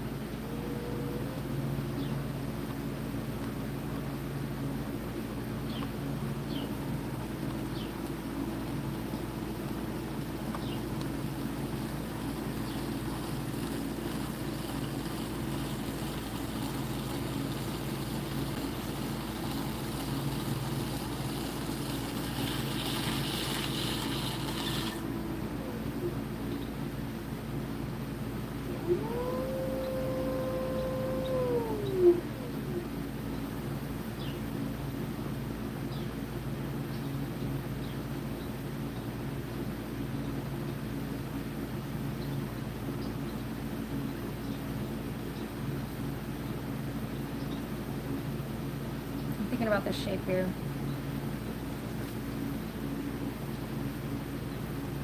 Kind of want to bring it in more.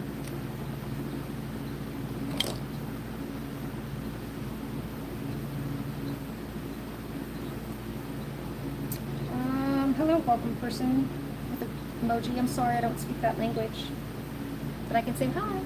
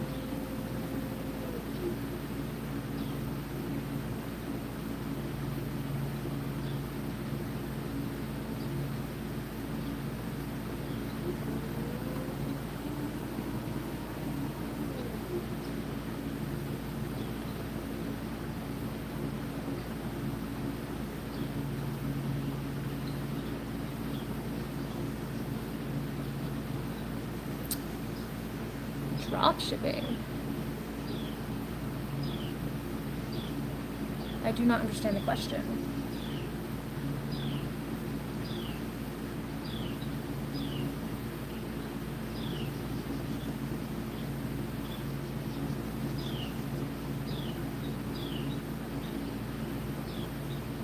I wish I could read that language because the letters look really cool.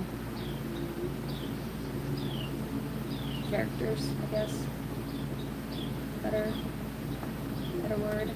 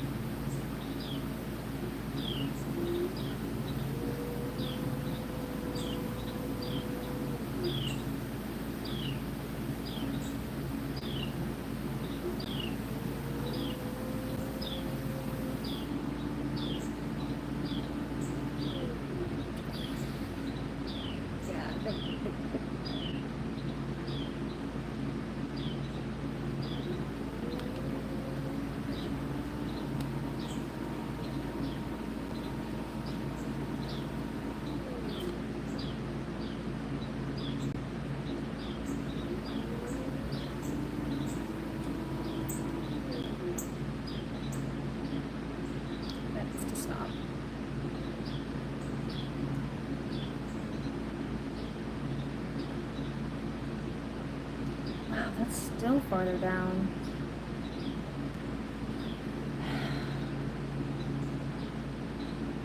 Sounds like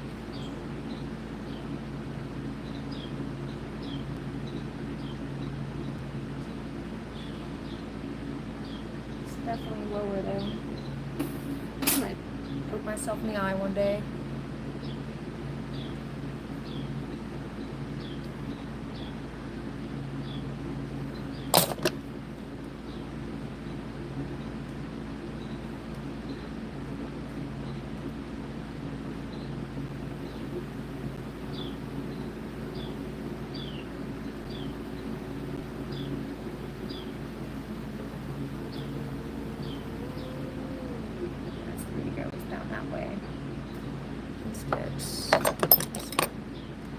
Right?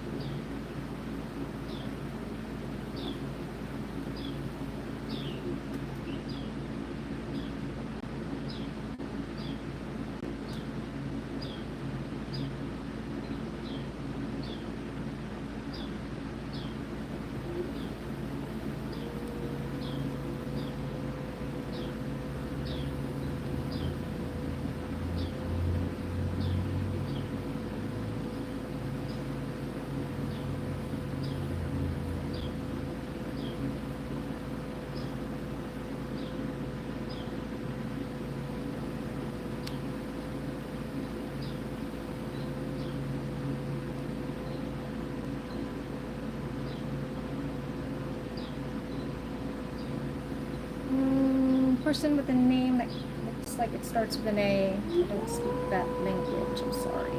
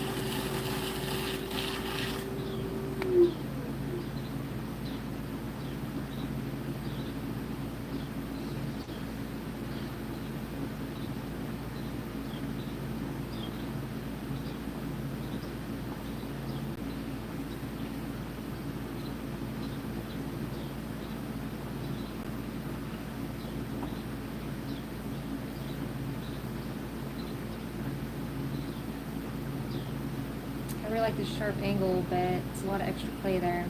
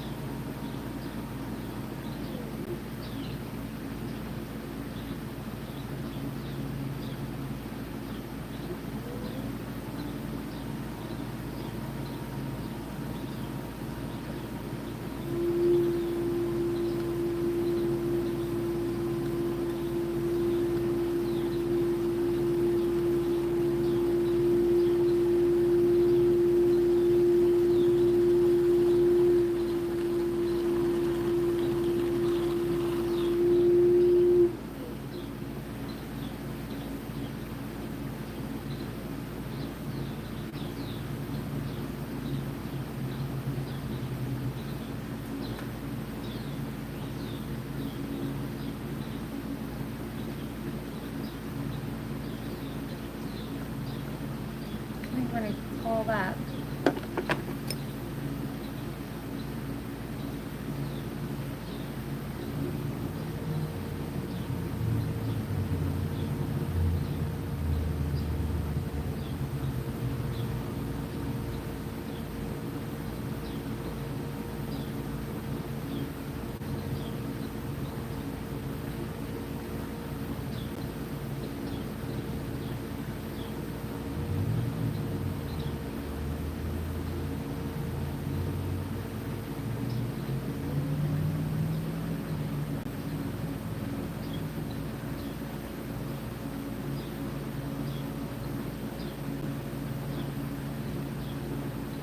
Hey, Troll Hunter, what's up?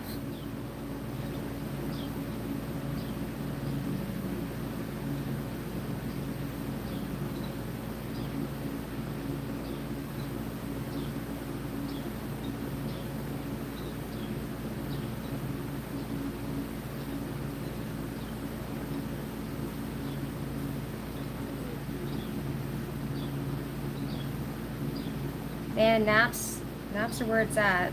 I've yet to be able to master them.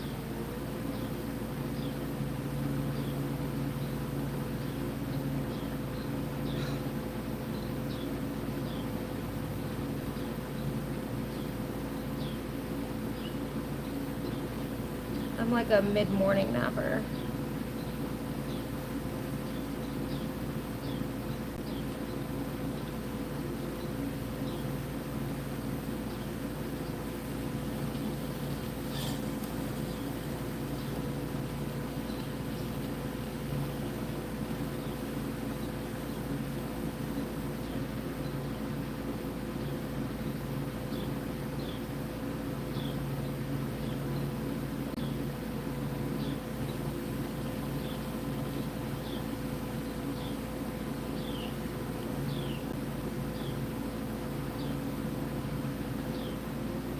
I'm wrapping up here. I gotta cut the hole in the top.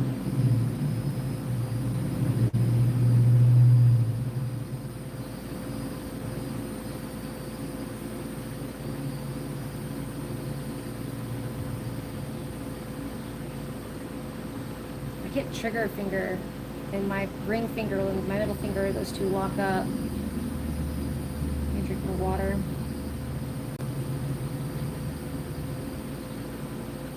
I had surgery for it when I was about 20, 21, something like that.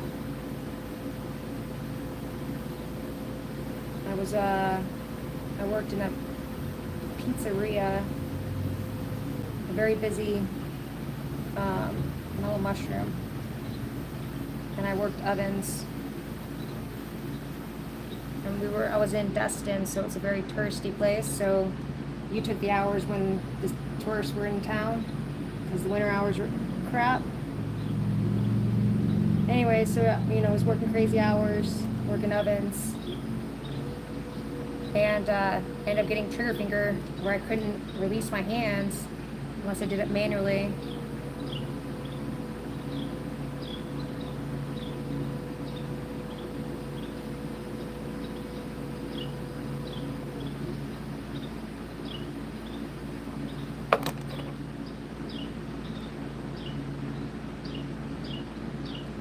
it's the biggest thing I've ever thrown.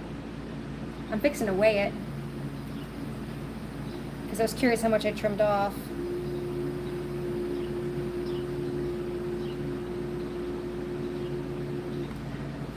That may be a little bit big. I probably should have reminded myself the size I was going for, but that's okay.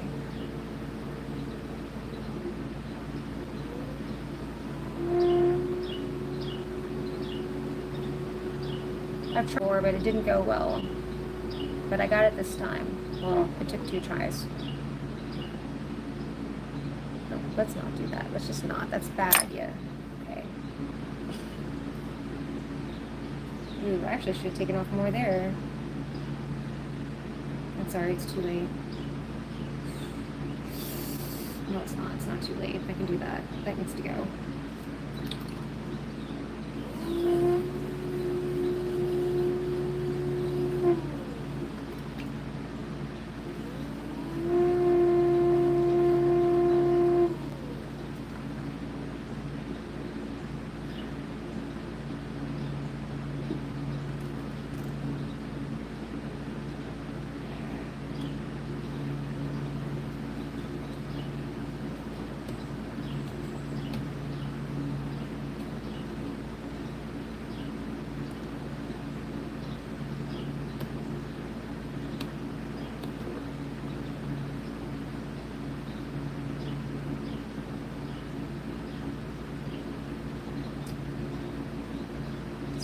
It's just not very round.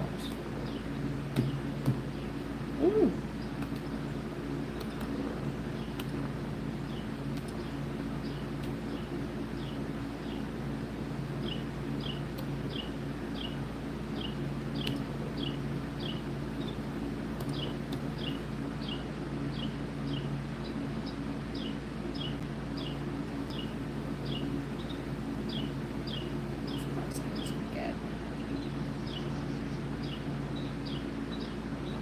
How long have I been doing ceramics? I took a throwing class. It was like a 6-week course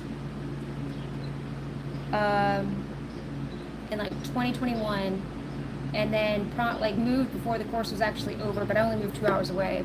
But I didn't do pottery again for like the whole year. I kept thinking about it, and we knew we were gonna move back here. And I kept saying, well, I'll just get in pottery when we move back. Well, then just some stuff happened, and I was like, nah, I need something. And so I went and bought my wheel, and that was in September of 2023. Yeah, so maybe longer, a year in between my class. So that's how long. Just under 2 years.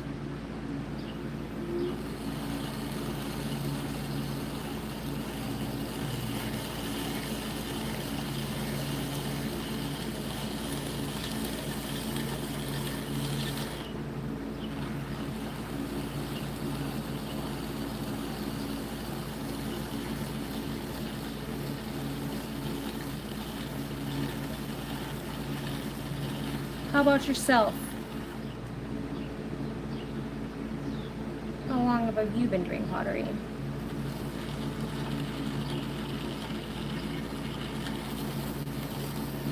And what got you into it?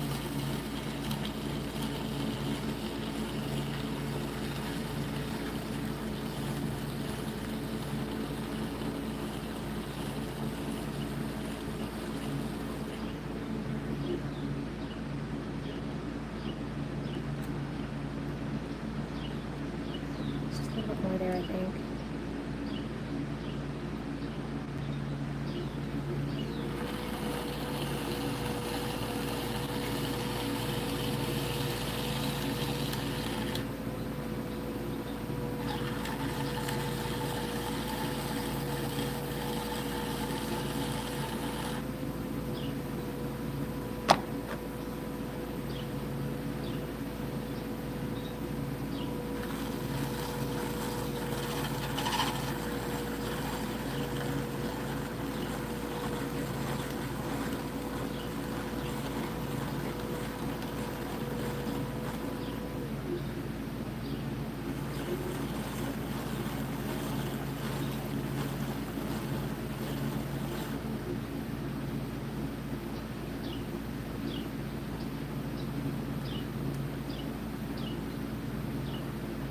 only time I ever get nervous streaming is when there's other potters here. Oh, come on.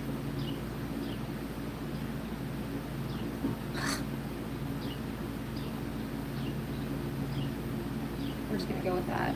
All right, I want to weigh this and see how much it weighs. Wow.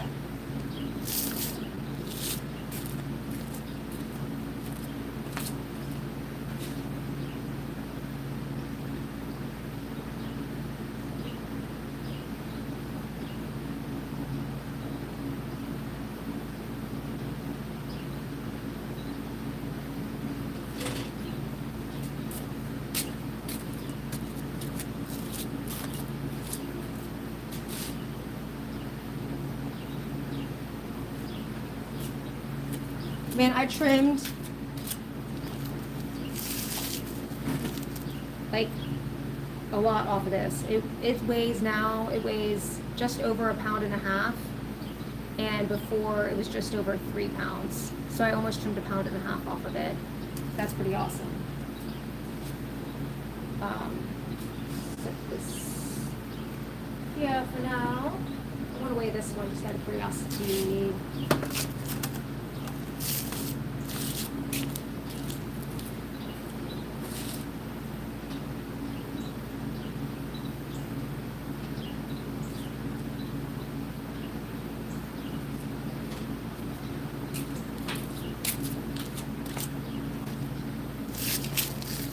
So pottery trips me out, right? So this weighs 1.5 pounds. This one weighs just over 1.5 pounds, and this one feels way heavier. Isn't that funny? Like, and it's just the brain. Holy crap, okay.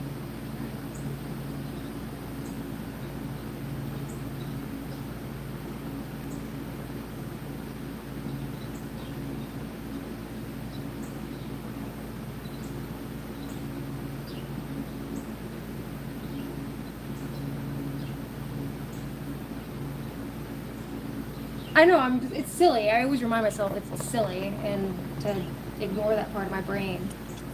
So what made you buy your wheel and not know how to work it?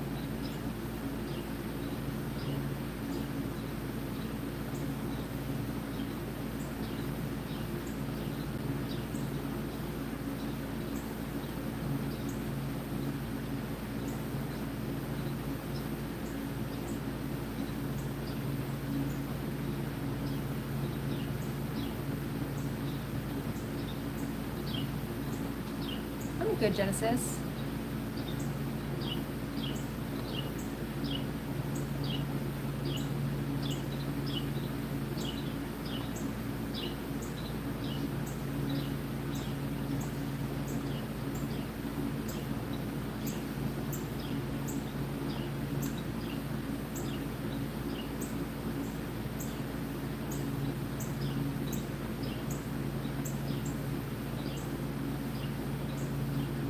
I hope you're doing well too. Sorry for that delayed response. I'm a little focused on what I'm doing in here.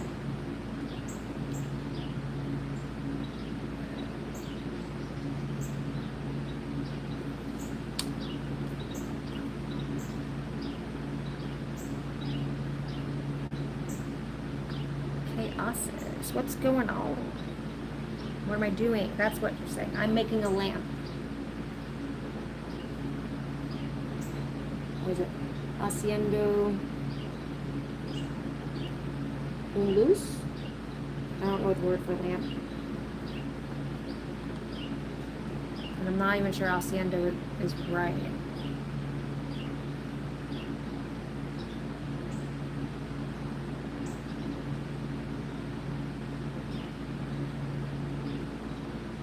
That's cool, man. So it's crazy, but sometimes you just know. So like, I always knew that throwing, like wheel throwing, was something I wanted to try. I liked pottery. When I was in high school, that was like really the only experience, like exposure I had to it. Oh, I should have set this down on something dry. But when I took my wheel class and actually did it, the moment I got on the wheel, I was like, oh, this is my jam. This is my thing. I'm going to be doing this for a minute.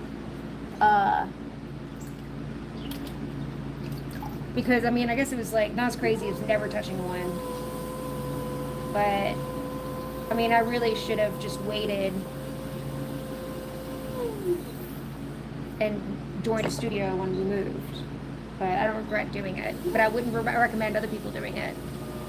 Like, I would recommend them definitely starting in a studio and taking a few classes. At least. That's cool. That's really cool.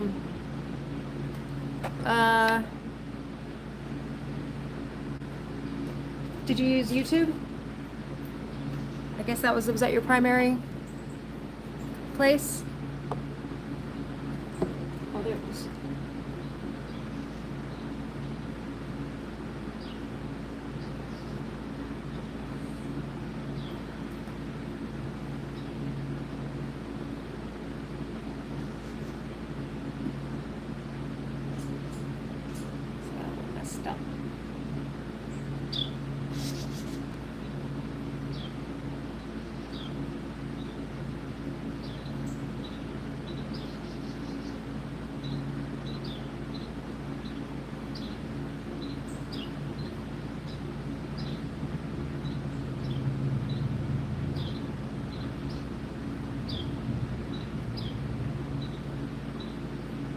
Also, where are you located?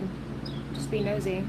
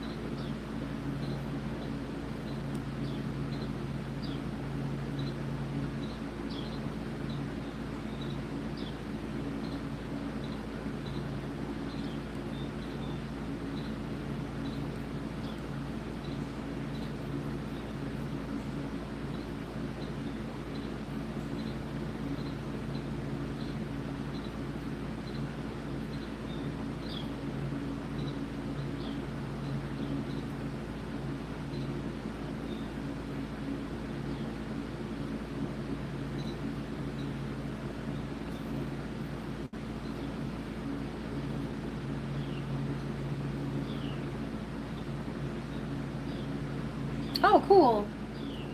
My husband's from upstate New York. Between Rochester and Buffalo, I believe. There's a little town.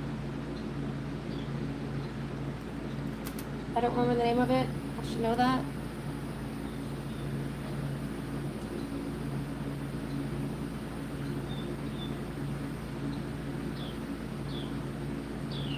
Dude, I've watched a lot of that guy. I like the way he presents his videos. They trip me out. They crack me up.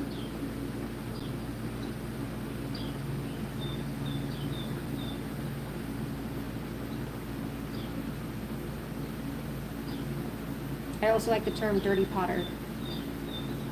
Because, like, this craft is so freaking dirty. And I'm a messy person, so it just ends up everywhere. I was like looking at our doorknobs today and I was like, I don't know how I got clay on the front doorknob of the house, but I managed to do it somehow. Because usually I go from the back door straight to the bathroom to shower and get cleaned up. But I managed.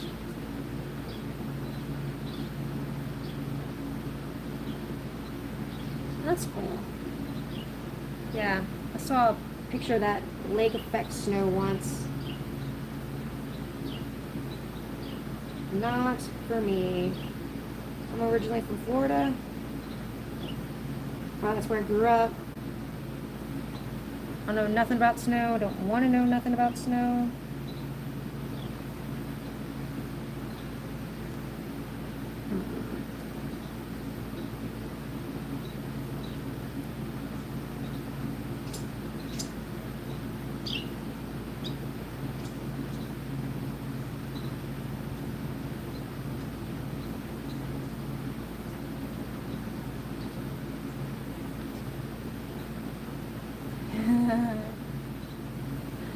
Yeah. Hello, you dirty potters.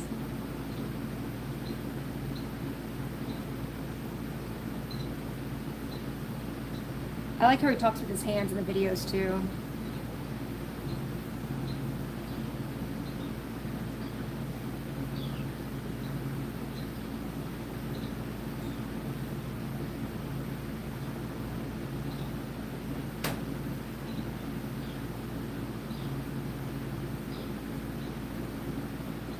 This is super rough.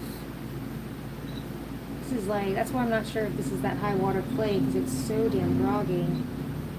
There's another one, like khaki or something like that. I don't remember what the name of it is. I gotta look at my notes. Maybe that one instead. But it looks so white.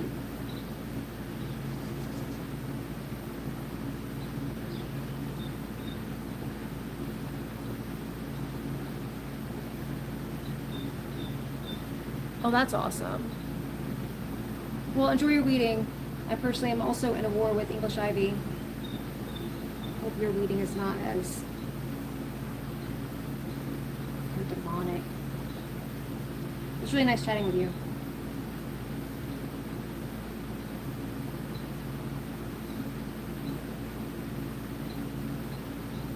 Okay. Those are done. That's pretty awesome. I got 2 lampshades. They currently weigh about 1.5 pounds. So they'll lose some weight as they dry and they get fired. I don't know how much though. So next step is going to be throwing the base. But before I do that, I have to reclaim some clay because I don't have enough right now. So it'll probably be a few days before I throw this. But that will be the next step. And my plan for this, to help give this shade a little extra support, is that the base of the lamp will actually hold the bulb maybe up to here. And I'll just create a slit for the knob. And because I'm hoping that will provide this with more stability. Plus I kind of wanted the shade to sit, well, that's not in fact where the shade sits, but I kind of like the idea of like a short beacon lamp. So anyway, that's it. Thanks for everyone who hung out and said nice things. Nice meeting a lot of new people. That's always awesome. And yeah, thanks for likes. Hope everyone's gonna have a good day or evening. Boop. Come on. All right, come on. There we go.